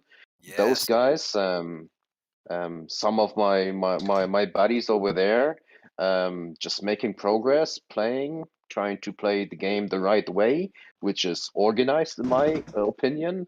Because if you have 5 players or even more in the roster on one page, knowing what they do, it's always a good thing. And playing them a whole lot in the last couple of weeks. So I'm also excited to see what they can do in this tournament on a not EU server. Yeah, those 3 teams definitely. What can you tell me, guys, about the other teams? Yeah, I gotta say, let's stick with 777 for a minute. So it's a new team that I've become familiar with. They, like you said, a great team on the EU circuit, and they are in a grouping against one of the oldest running teams in the game in the SM squad. And that matchup to me is fascinating. We all know about the big boys from the War Hub on War EU and War US side. War EU and War US seem, I think, if I'm correct, Dory, they are back-to-back winners of one of the bigger EU tournaments that's out there. So they obviously they have a reputation and they live up to it. But I'm really fascinated by the SM 777 matchup because you've got a really good EU team not playing on their home server. How are they going to respond to a team that, while they've been around a long time, SM's got some new players that they've just integrated recently, and it's going to be interesting to see how they play along with each other. That's the one that I'm really looking at, and I'm really excited about. Of course, we got our very own broadcast Bad that's on the Volt squad that will be on the battlefield today and outside of the broadcast booth. Bad, Indeed. what are you feeling? I mean, you're going to be out there, man. Tell us what you're thinking about it. Are you nervous? Are you excited? Are you scared? Are you all the above? What's going on in your head? I know you're not scared, obviously. Yeah, absolutely. Well, obviously, War EU is the given win. So we're just going to go forward from that and try to beat Merc. No, I'm just joking. We're preparing to go against the 2-time winner of Phoenix, War EU, and obviously that's going to be a real tough match. We're hoping to, pull out an upset. Who knows? Steal a game from them. But I think the real crux of it will be Volt versus Merc here, fighting for that second spot. Yes, and one of our very own admin members in Talon is one of the leaders of that Merc squad, and so it'll be not only a battle of a couple U.S. teams there fighting for the other spot, assuming War EU can take care of business, not on their home server, which is never a given, right? You just never know what's going to happen with latency and some Sure. things that's going on there. But you're right, and there's obviously some inner drama from the admin perspective to, try to give Talon a little hard time, or maybe he's doing it to you. Who knows? Yeah, I think that's why he made up whatever excuse that he's not playing today. He just didn't want to deal with the drama. Yeah, who can blame him, right? Yeah, we're looking forward to it, though. We got some good matchups here. I'm real curious to what happens in Group F with, you guys were talking about 777, SM, Blackbird. I think out of all of the groups, potentially, there may be some real switches around in that. There's a lot of even squads in there. Absolutely. And I don't know enough. I don't know a lot about Blackbird. Bad. Do you know anything about Blackbird? I know that's a new. Uh, Oh, here we go. We got a game coming up. we We'll are get back. loading up Valhalla's first game against AWOL. All right. So this is a chance for AWOL to shock the world, put themselves in a position to advance, or is Valhalla just going to close it out and just say, "Look, this is ours, and there's nothing you can do about it, home server or not." And obviously, Val with the bag on the platform. We've seen this before. Oh yeah. Oh yeah, that's kind of the loadout that Hulriker is playing, I guess. I didn't see exactly what his second special was, but that Adrenaline Landau, yeah, it's Adrenaline Landau, with the rotogun. It's just a perfect thing to grab the bag right here really quick, which Powder did just perfectly. My bro, Powder. Powder, yes, man. I love Powder's voice. It is so Oh good. yeah, All right, Powder so is just one of the best dudes in this game. Just gotta say it right here, man. Powder absolutely. is just Powder. So AWOL had a nice setup for the push. The problem is when that MGL started raining down, there's too many missile defenses there. Do you think MGL has been not necessarily rendered obsolete, but do you think it's got much use other than maybe taking out mines and stuff? What's your thought on that, Corey? Well, you think you still have to remember that one missile defense has 7 charges when it's fully maxed, True. and an MGL can take out also the missile defenses. So if you are a patient player that has that is taking the time to take down those missile defenses, that's a thing to do, which some of my squad members, squad mates are trying to do, but I don't see this happening a lot in the game anymore. Well, But what you just said happened. I mean, the MGL was patient. He took out the missile defenses. Imagine that. Dory says it, and it happens, right? He took out some mines, but Dobry came over there with that Sharon shotgun and handled it. oh yeah, W is just one of the best players to kind of get behind your back, coming from the back, and just he has this feeling about the game, how to be in a situation, and he knows where the opponent is coming from, and he knows how to kind of flank them, which he's doing perfectly good. And here with the shotgun, Charon, it's usually we see him with the rotogun, but of course his gameplay is still, even with the Charon, just amazingly good. Yeah, you can see how he's really disrupting these pushes and stuff. Like, Oh yeah. obviously, right there, of course, we saw him do all that goodness. The uncloak. He got unfortunate that the defender backed up, but he was really causing problems there. Now we've got a nice push here. Swamp has gotten in behind and has gotten a chance for the defenders to turn around. I don't know that he had anybody else to push up right there and help him out. So he did get the bag down, got the Diana down, caused a little issue, but again, we see AWOL here running in 1, 2, 3 at a time. It's just going to be hard with Dobry, causing them to break down and only have 2 or 3 on a push at any given time. Oh, we gotta make a shout out also to Bomb, who is, as I said before, just a fantastic bag holder with his Moses shield. And what they did really good here was War Daddy was most of the time behind Bomb. Bomb was looking for a good position to kind of protect his sniper. War Daddy was just sniping. Shout out to Flava, who's also a fantastic guy. But they did just a great job putting up the mines, Laymore's missile defenses, and protecting the bag. And as I said before, getting the bag back from Valhalla is not an easy thing to do, especially as we can see W with 11 kills here, running and making it hard for AWOL to really set up their attack. Absolutely. Absolutely. I'm starting to get messages from the captains of the next wave of the groupings that they are anxiously awaiting the chance to get their green light. I'm excited because I know we're getting to the end of this first series, and we're going to have to switch over the broadcast team and take a quick 5-minute breather to do that and get all that set up. And of course, Dory, you and I are going to be acting tight for that one and see what we can see on this next setting. But obviously, this has been a great first half of the tournament. We've seen some really cool back and forth, and it really hasn't mattered if you're on your home server or not. the EU teams that showed up, they're showing out, and I couldn't be more proud of the product that's on the field. What do you think? Oh, well, it's just a great mix. I'm curious about the US teams because as we have a time difference from around 6 to 9 hours, depending on where you're in the States, also in Europe.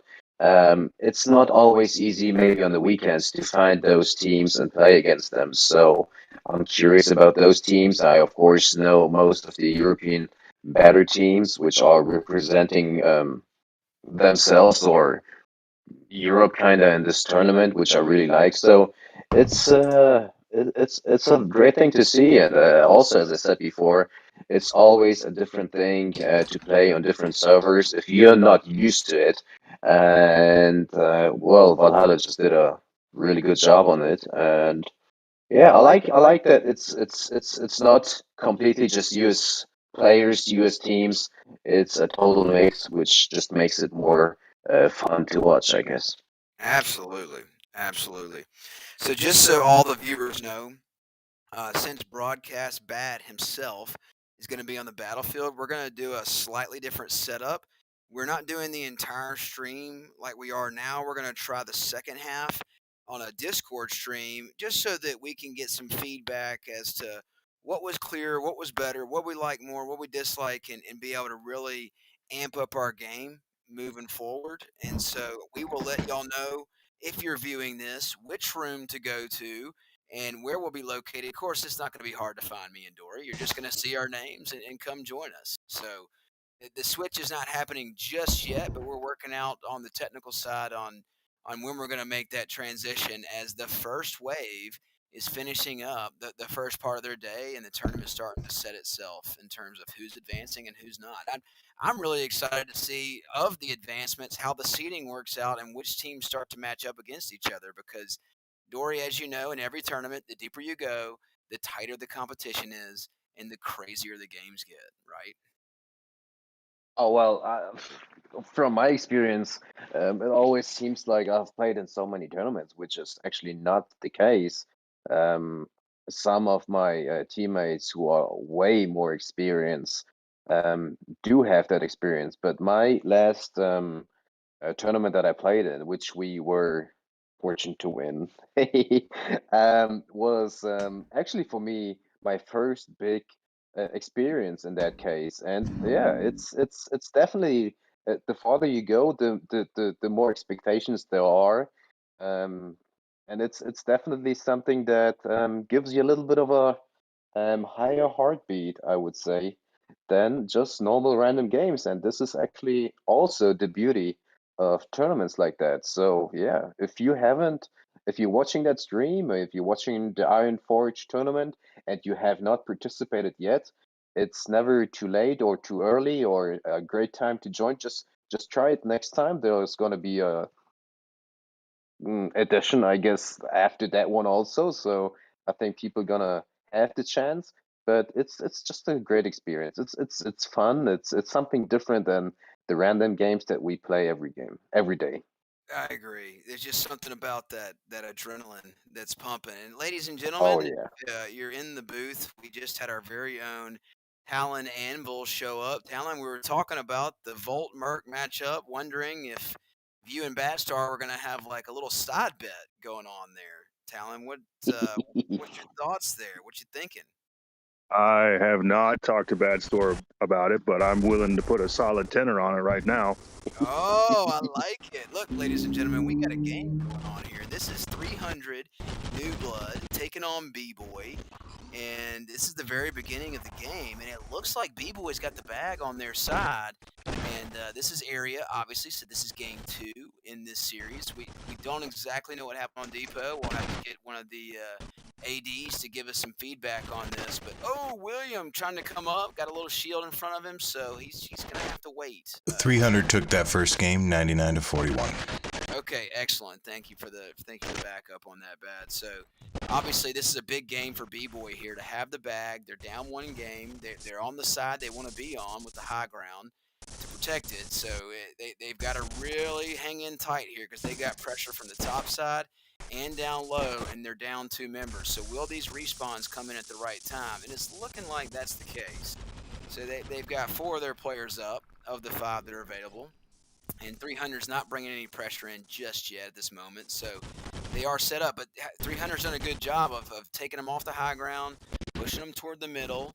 And they've got players on every side. And the bag holder, of course, is Diana that had his drone up. That's a good time for that Diana to take that drone off, Dory. I mean, Dory, tell me, how do you are you relying on your teammates or just instinct to know when it's time to come off your drone or when it's time to stay on it in terms of trying to defend a push? What's your thought Well, process? when you're 300, by the flying, you way, try to. is taking the bag and leaving as I'm asking that, but I still want to hear what you have to say. Yeah, yeah. Hold on. Let's make sure they can secure it. There are 2 people alive, but they're Yes. making a good job to bringing it back to the base and making sure everybody's respawning. So It looks like that good was a job, 300.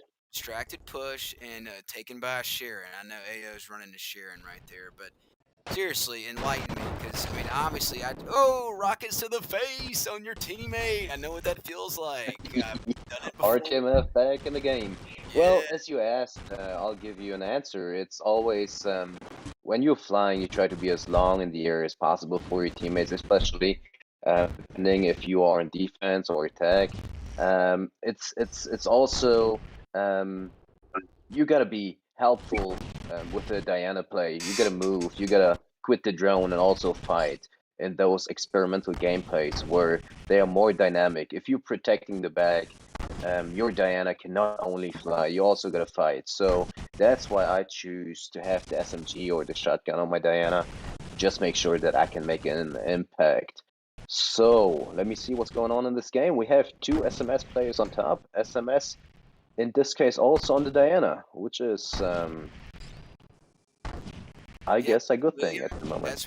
it is. And so Diana gets his drone up, and that's William from Power, who we've seen up top before, make some adjustments and be able to cause some havoc up there. But of course, 300 New Blood's not running smoke to push him off the top, so he's down because he was taken down. But to your point, Dory, there's still a Diana SMS up there, and we're now in overtime. So obviously, it's the 9-second overtime match, and look, this is where you just got to hold that bag. It's a Zeloy on the bag. He's in good shape. He can He's just roll one shot. around. Yeah. Oh, He's he one was not shot. one shot. He was full actually in this case. But Zloy as a bag holder against especially rotogun players is just the perfect thing to have with so many Karens in the game right now. Playing the SMS, of course, or just running around trying to knife you. Zloy is just it's a great thing to have as a bag holder. He cannot get knifed, killed right away.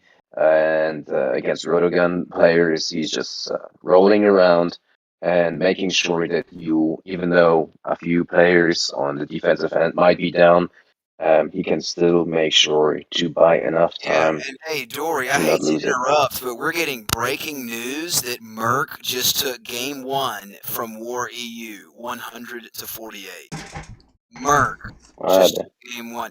This is what we're talking about, ladies and gentlemen. There's a reason why you play the game, and even though War EU is probably the #1 seed on the world market right now, you just never know what's going to happen with the latency on a different server, right, Dory?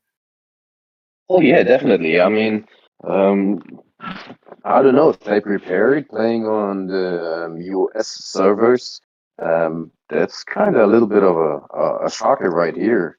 War U, of course, a very strong team.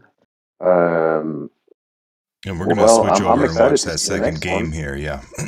Yeah, we got to Oh watch. yeah, Currently because we waiting. didn't They're see the in their first little one. buffer time. I'm sure Warriors having a little locker room chat with each other. That's right. Look, let's be honest. War EU, because that they're in the War Hub umbrella with War US, they get plenty of opportunity to practice on the USC server. So it just could be a situation where maybe they were a little discombobulated, maybe they weren't playing their normal game, or who knows what. But we also know they're totally capable of reeling off 3 straight wins starting right now. So it's going to be exciting, and this is why we do this. This is why we play the game. We want to see what's happening. And, I'm excited. Let's see. You said they're in that buffer time, so that means Merck took game 1, And just so you know, taking a game and winning a series does matter. I mean, even if you don't win the series, and you beat the other team, and if you have everybody beats everybody, you kind of have to figure out who took the most games, because winning percentage is paramount. It's the amount of games you win over the amount of games you lose that makes the difference in the seeding. So it's every game matters, every series matters. This is exciting stuff. I wonder if War We E. also have here last. Sorry And here for we go. interrupting We're in the you. We game. also have Oh, we're in the the game. winner of the War US team. Well, they won their first Okay, so War US battle. took their first battle. Who'd they play against? Now I lost it, my friend. Okay, Now I lost it. no I worries. had it. We're at the delayed bag grab. We're on area. It looks like Merck's setting up on the top. They got to share an SMS, taking down Claus's Taze there. He's gonna have. Oh, look at that MGL, and it looks like obviously War EU has got this bag. They're bringing it home. MVP on the smoke with the Zeloy. It's always a great combo for a bag grab, and they know with that SMS up there, you got to have a little bit of smoke to protect yourself. To your point, Dory, it's one of those things you don't want to use too much of it. Because obviously Merck is got some players that want to play in that, but you got to have enough of it to help protect yourself, right? Oh, definitely. You should not overdo it because it's not also it can be a pretty bad thing for your own team. But if you use it for yourself and just roll around and those 1-2 small grenades, which you're gonna use, that's a really good thing, especially on the area map where you have, in this case, probably 90% of the time, a Charon on the middle left or right. So you gotta be careful. Yeah, I like what War EU is doing here. They're not having all their defenders on the hill, but you've got them properly displaced on the hill, on the 50, on the rotunda. They're leaving their entire side over here exposed, which allows the Diana to get over there and be pressing. So I'm proud that Merck's Diana was doing that. But it's really tough when you've got defenses at every level on the high ground, and you can't take the high ground back. And so Merck's got their work cut out for them to see how can they get around that, how they're going to get around the smoke, how are they going to make a push at the proper time. And it looks like they've got a chance to do that. They've got some pressure here. They got numbers on the bag, and the smoke's just causing problems. It's really War Oh, used not only the job with. smoke, but Mr. MVP is just doing a really good job in holding the bag at the moment because he's just rolling around with his Loy. Isn't that a Sloy? It is his Yeah, Loy. it is a Sloy. He's not overdoing it with the gas, with the smoke, I'm sorry. And he just bought so much time in this case because the Karen was trying to knife him. But, well, heads up to Mr. MVP. Just a really good job holding the bag right here. No, he doesn't call himself MVP for nothing, ladies and gentlemen. I wonder if that was an adjustment that they made after the first game, knowing maybe MVP Oh, taking out TGR. That looked like a that's a purposeful team smoke drop there, if I might add. And this is not the time to be playing games, MVP, because oh, stuff like this happens and you can lose the bag. oh. Although, look, he's got ibuprofen's got pressure all over him, and there it is, as you can see. Oh, just a great job by my Polish brother Klaus here, who's called his name now KALS. Klaus, I It love it. used to be Klaus. A really good guy, and well, just the perfect thing to do here. Get the bag, put on the shield, and get back just like a real Spartan do. That's right. That's right. So Klaus, with it, he's able to.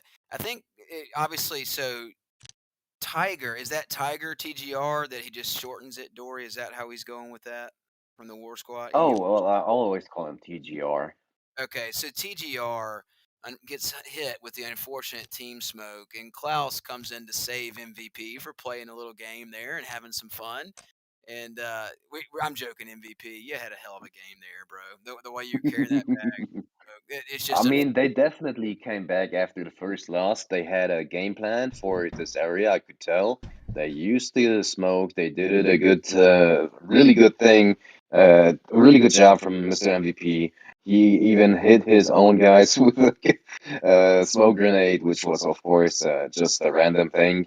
and it kind of got them a little bit into trouble, but just a good job in reacting, holding the bag, and being aware of what is happening, taking the left top hill, which was also one of the better positions in that on that match. Look, we got the U.S. War Team on area here. Trip working the U.S. War Team versus Queen, second game. Yeah, versus Queen, second game. So U.S. War is up 1-0. That is the answer. Dory had the breaking news. They had the first game. We just couldn't figure out who was against, and it was Team Queen. Exactly. And Griezmann looks like he's working a Zeloy Landau Shoddy taser and very aggressive loadout, even though it's without adrenaline, because you got the roll, you got the movement, you can have a few other aggressive things. It looks like somebody's on the turret over there on the side having a little fun as some rockets come in the center. Who on your team, Dory, is known mostly for your own team kills? Like everyone's got one, right? Who is it on your Oh, list? I don't know if I'm supposed to say that.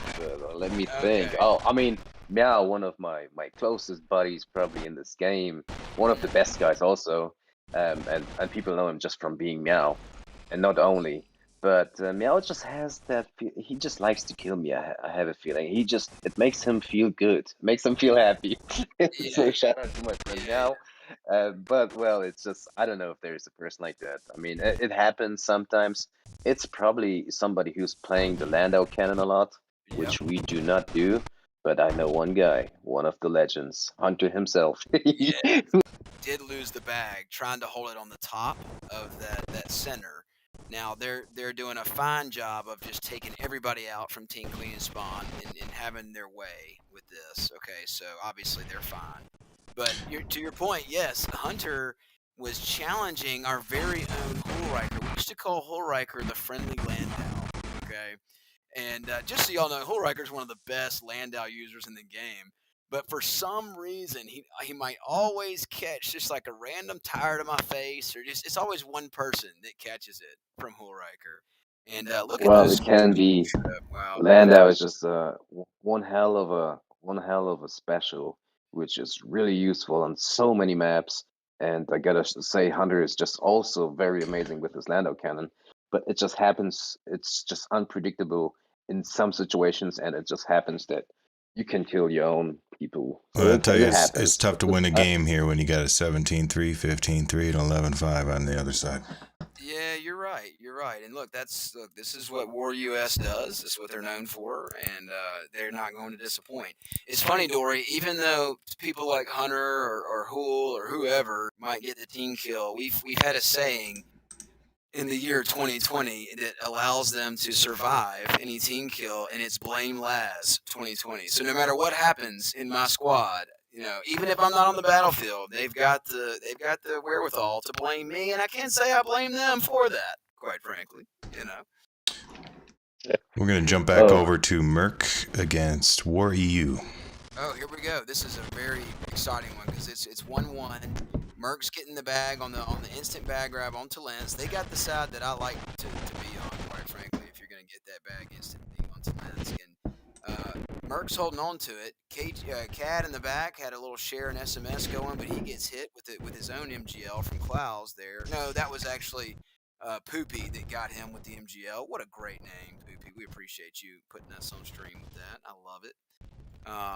Merc's doing a good job here. They're 1-1 against one of the best teams in the world, and here they are. They have the bag in game 3 with a chance to protect. Let's see what shakes. Dory, what would you be thinking if you're in the mind of Merc right now? You're playing, arguably the top seed, one of the top seeds in the world, specifically in this tournament.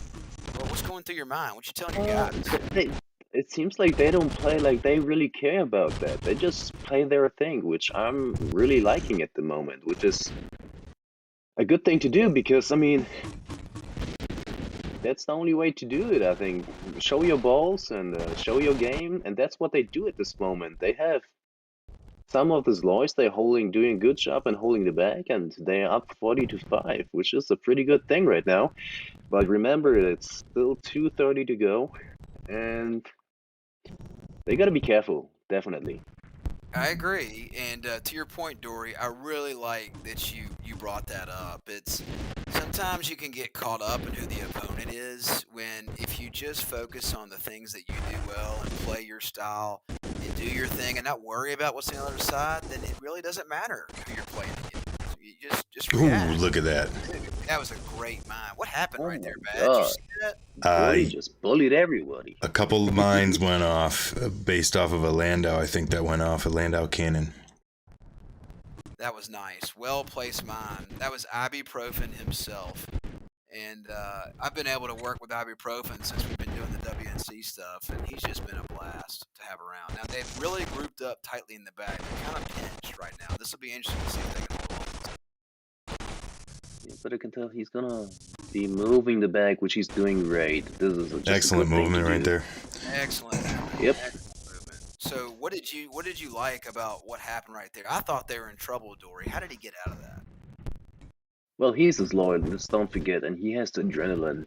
I mostly played his Lloyd without the adrenaline because the double dash is just so powerful. It's like the best thing he has at the moment. It's not the gas.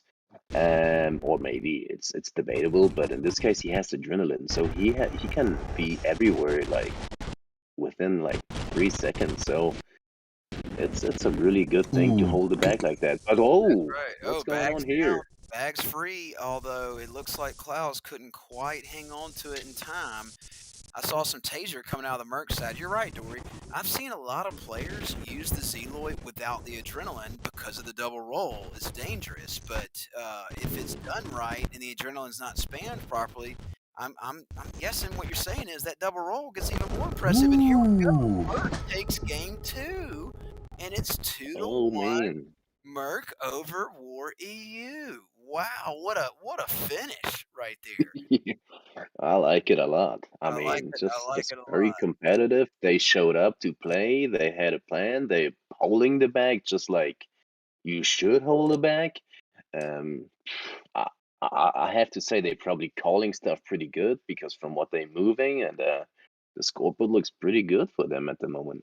Yeah, it does. It looks really even. A scoreboard when you see that right there on both sides. It's not like outside of Bully and Poopy on their 952, 941, everyone's just kind of huddling right around that 50 yard line, that even mark, and it just shows that it's just they got the bag, they held on to it, and they did their job real tight, real focused, And nothing and crazy. even though Ibu Boyfriend only had one kill, that he's still the MVP of the game. Seeing the score, the points, and the way he moved every time. It seemed like every time two people of the team were down, he moved it the right way. He had some smoke over there. Just a really good job, and that's basically how you win games, holding the bag correctly. If it's with the Moses Shield or the Zloy, probably the best two operators to hold the bag at the moment.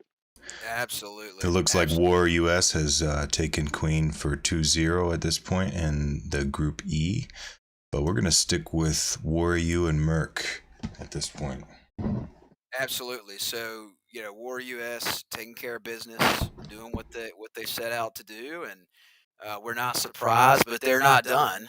They've got more matchups today, and we'll see what shakes after that. But this matchup, it's funny. We talk about a certain matchup being exciting, and then another matchup out of nowhere turns out to be one of the more entertaining and exciting matchups here between Merc and War EU.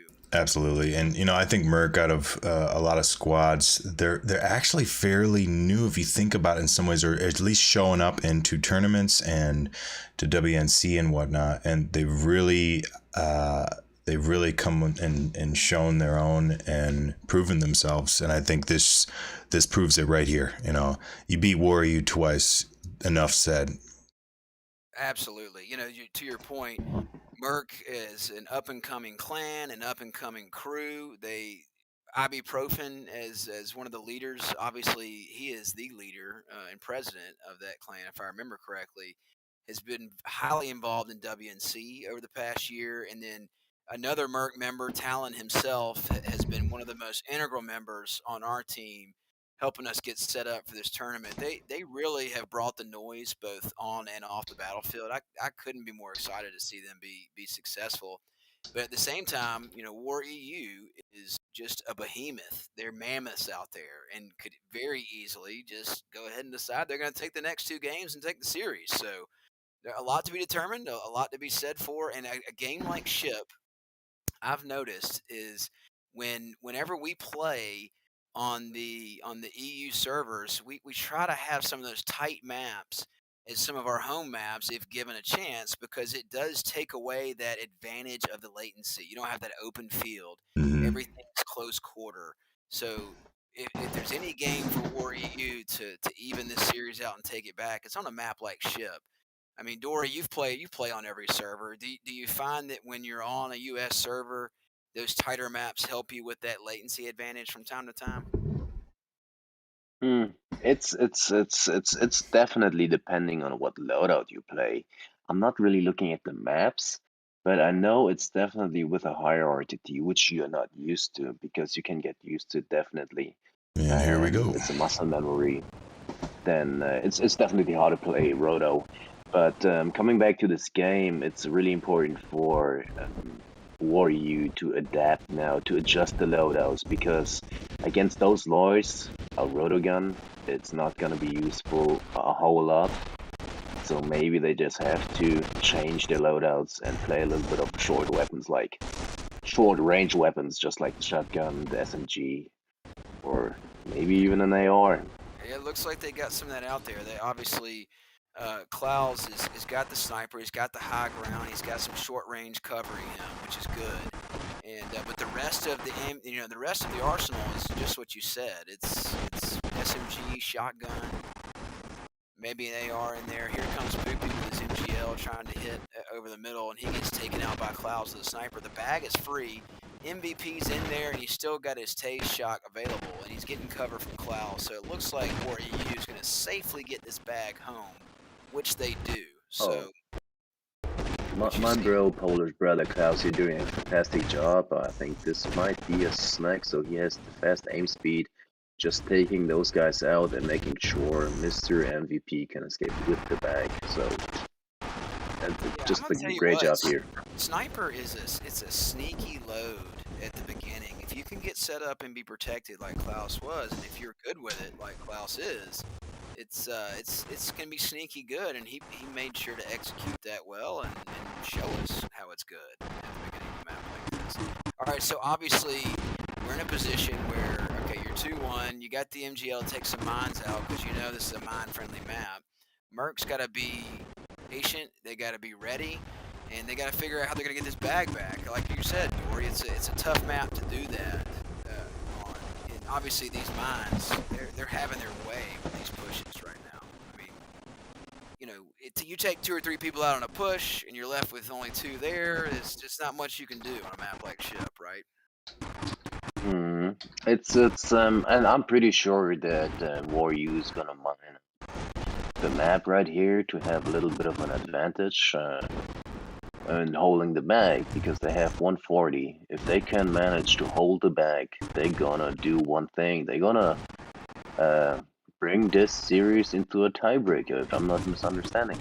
Yeah, you're right. And I'll tell you, it's interesting that War EU was having some troubles with Lloyds. That's how a team like War EU in some past tournaments has given our 300 team trouble, is that smoke Zeloy. And look at this. Mr. O coming through. By Mr. O by himself. Now, of course, he doesn't have any help getting out of there, but he's got the bag out a little bit. Just not having anybody to crash. There's ibuprofen with the crash, but tell you what, Sex working that shotty nicely, saves the day, and just easy. Well, easy. with all the smoke, the MGL used to be primary counter for it. With the smoke and the missile defenses now, it's definitely a harder job to do, but as we could see, it is possible, and they just made it. Klaus was reacting really good with the Diana here. I think it was a Diana SMG, just being there to help, even though it's only a Diana, but a Diana, as I told before, is not only there to fly, but also to protect the bag and help. Yeah, Oh, making another attempt there, just alone. Yeah, just nothing you can do there. I'll tell you what, Merck's got some nice pressure going. I mean, it's not like Warrior U has been able. I mean, early they were able to set up, but once that bag started to come down, it's been kind of chaotic. It's been kind of fun to watch. And here we go. The bag is by itself again. Oh, at the last second they get it, but not soon enough. And we are going to see our very first CTD ground and one of the best. Good job adjusting here. Definitely a great job. Absolutely. This is incredible to watch. So let's check out that scoreboard while we're at it. I'd be curious to see what that looked like there. Here we go. So again, Klaus at the beginning just putting in work with that sniper, and Sex doing a great job along with Mr. MVP holding the bag. Sex had the Impacts Zeloy Shoddy, or it was either Zeloy SMG. I know he had a short range gun, but he had mines. He had Laymores and Impacts, and I've seen the Impacts really coming back if used well. I know. Do y'all have any Impact users? That's an area of opportunity for us on the 300 side. I gotta admit, we use them, but we don't use them a lot. Let's see. Poopy did well. Mr. O did well. They got the bag a couple times. That Warrior U, like we thought, would take advantage of a closer range map, the latency not bothering them quite as much, and able to take advantage of it. Now CTD ground is going to be open. It's wide open, and we'll see how the smoke deployment and the Zeloys work, because Zeloy is a great advantage in some regards there, but if you get a wide open map, you've got a little room to be shooting at the Zeloy before he starts rolling at you. Maybe you can counter that. We're in for a special treat, and I did not see it coming from Group D. I'm Yeah, excited. absolutely. It's our first time going to CTD ground. Can't wait. Yeah, absolutely. And I mean, bad. Come on, we had Volt in Group D. How would I expect a treat to come from your team? Right? Absolutely.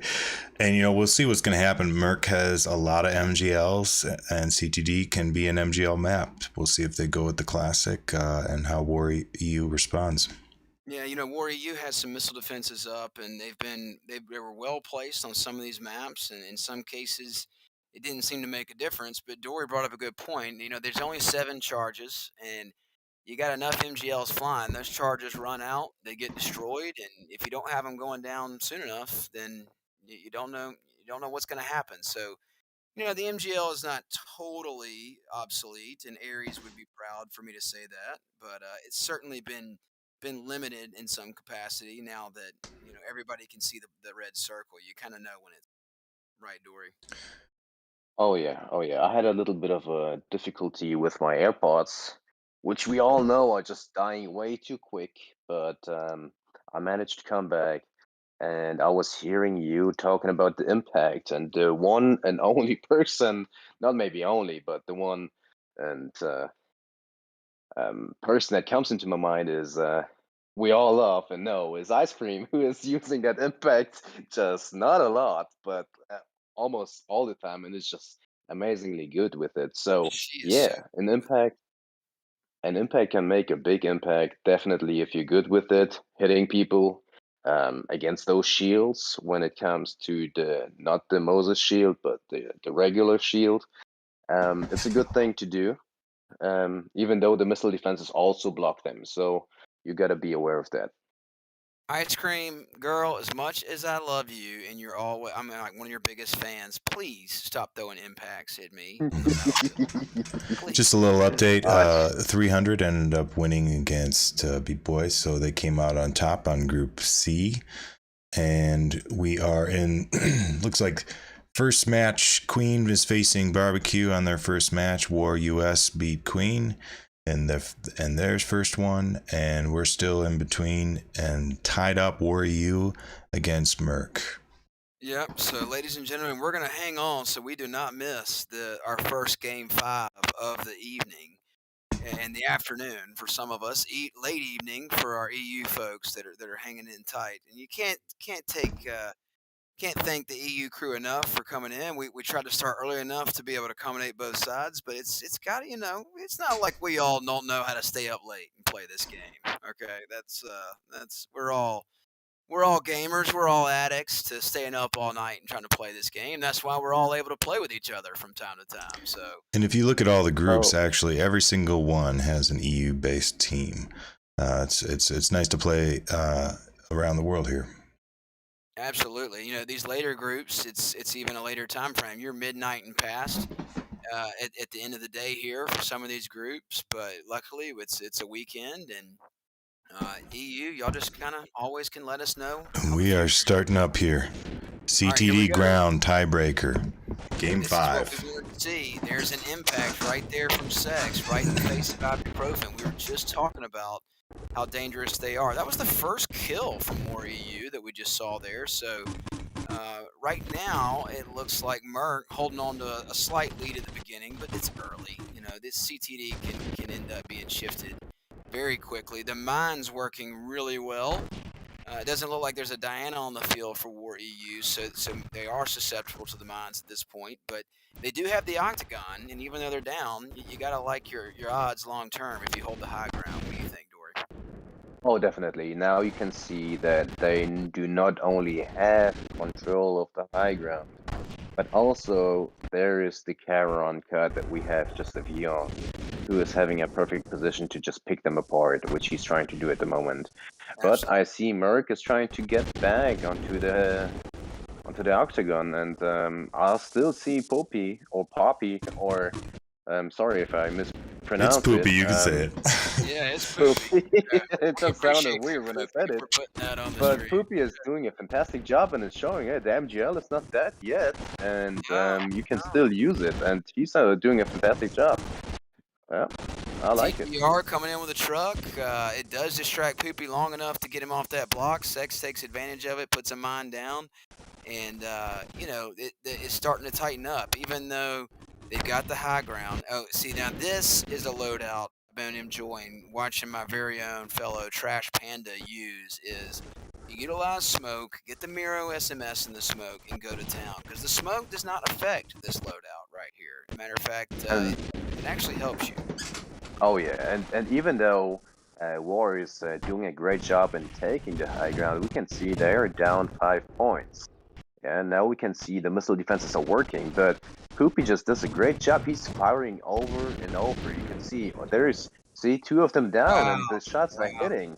Guys, this is something that people are not doing too much, but maybe they're gonna be back just after this tournament I was first gonna round, say, because heaven forbid I talk about the MGL being obsolete or taken down. Poopy is proving me wrong. You know, oh, Aries would be proud. Although, oh, a friendly Landau taking down your best defender right there. Let's see if Sex and or you can take advantage of it. Although it looks like there's a couple short-range defenders in there too. So MVP is going to go down, Sex is going to go down, and TGR's by himself to dodge snipers, Landau, and MGL. It's just not going to work. And Merck's starting to open up. Quite the lead here. oh, Under a minute, up 10 points. Math and time is becoming the worst enemy of War EU at this point. oh yeah, and in this case, Merck just did an amazing job, especially Poopy. Just gonna say the MVP of this match, if it's gonna turn out to be a win. 30 seconds to go, and they have no need to press now. They can just Yep. stay back. Keep Not using only the setting up his MGL. team, but making kills, but setting up the team, getting rid of the missile defenses. It's really a fantastic job. Oh, You know, and what's it's interesting is they keep running into this array of MGL bullets, and it's not like they have a choice because they got, you know, War EU's got to keep pressing here. They've got to come forward. And as you can see, there's a Karen Clouds getting ready to take him out. They know if they don't take Poopy out, they're in trouble. And oh, Look he at that, just folks. doesn't get it. Unbelievable. So Merck, with a dominating fashion, 33-17, puts War EU on notice that that you've got to go win your next match, War EU, because you're not getting this one. And credit to War EU, they're not on their home server. Absolutely. Yeah. Okay, so they're one of the best teams in the game. Absolutely. The real storyline is the excitement and the fortitude and the mindset of the Merc squad to come in, like Dory said, play their game and not get caught up in who their opponent is. Who cares if they're the number 1 seed in the tournament? Let's go, baby. Let's get them. And that's what Merc did. Oh yeah, Absolutely. really nice, really good job. Respect, doing a great job. We can see the MVP right there. Poopy, who did a great job, Yeah. especially with the David the fast reload speed which we have, just firing constantly, being patient about it, and taking out the missile defenses one by one, and finally hitting the targets. So, hey, good job. Good Hats job. off to Merc. What an exciting match here. We're going to get going with the rest of them. I will be signing off, and then we will be switching over to Discord for the rest of the stream. Thank you for showing up. We'll be around next week, start of single elimination tournament style. We're going to be most likely switching over to streaming every game at that point. Good luck to the rest of the matches. Signing off. As Bad signs off here, one more thing. We will give an announcement. The broadcast booth will take just a quick 5 to 10 minute break and direct everybody to where the next stream set will be to see the remainder of these games this evening. Looking forward to it. One more thing here, Brad, because I'm just reading, and I did not do that before, the comments that we have on the YouTube stream, and it seems like I see my friend Massive Attack, Ashu, and Zabek all telling us that the stream is a little bit laggy. We can cover that in a little bit here, but we got to sign off, and we'll see you a little bit here. Thanks. Yeah, all right. We'll get dressed.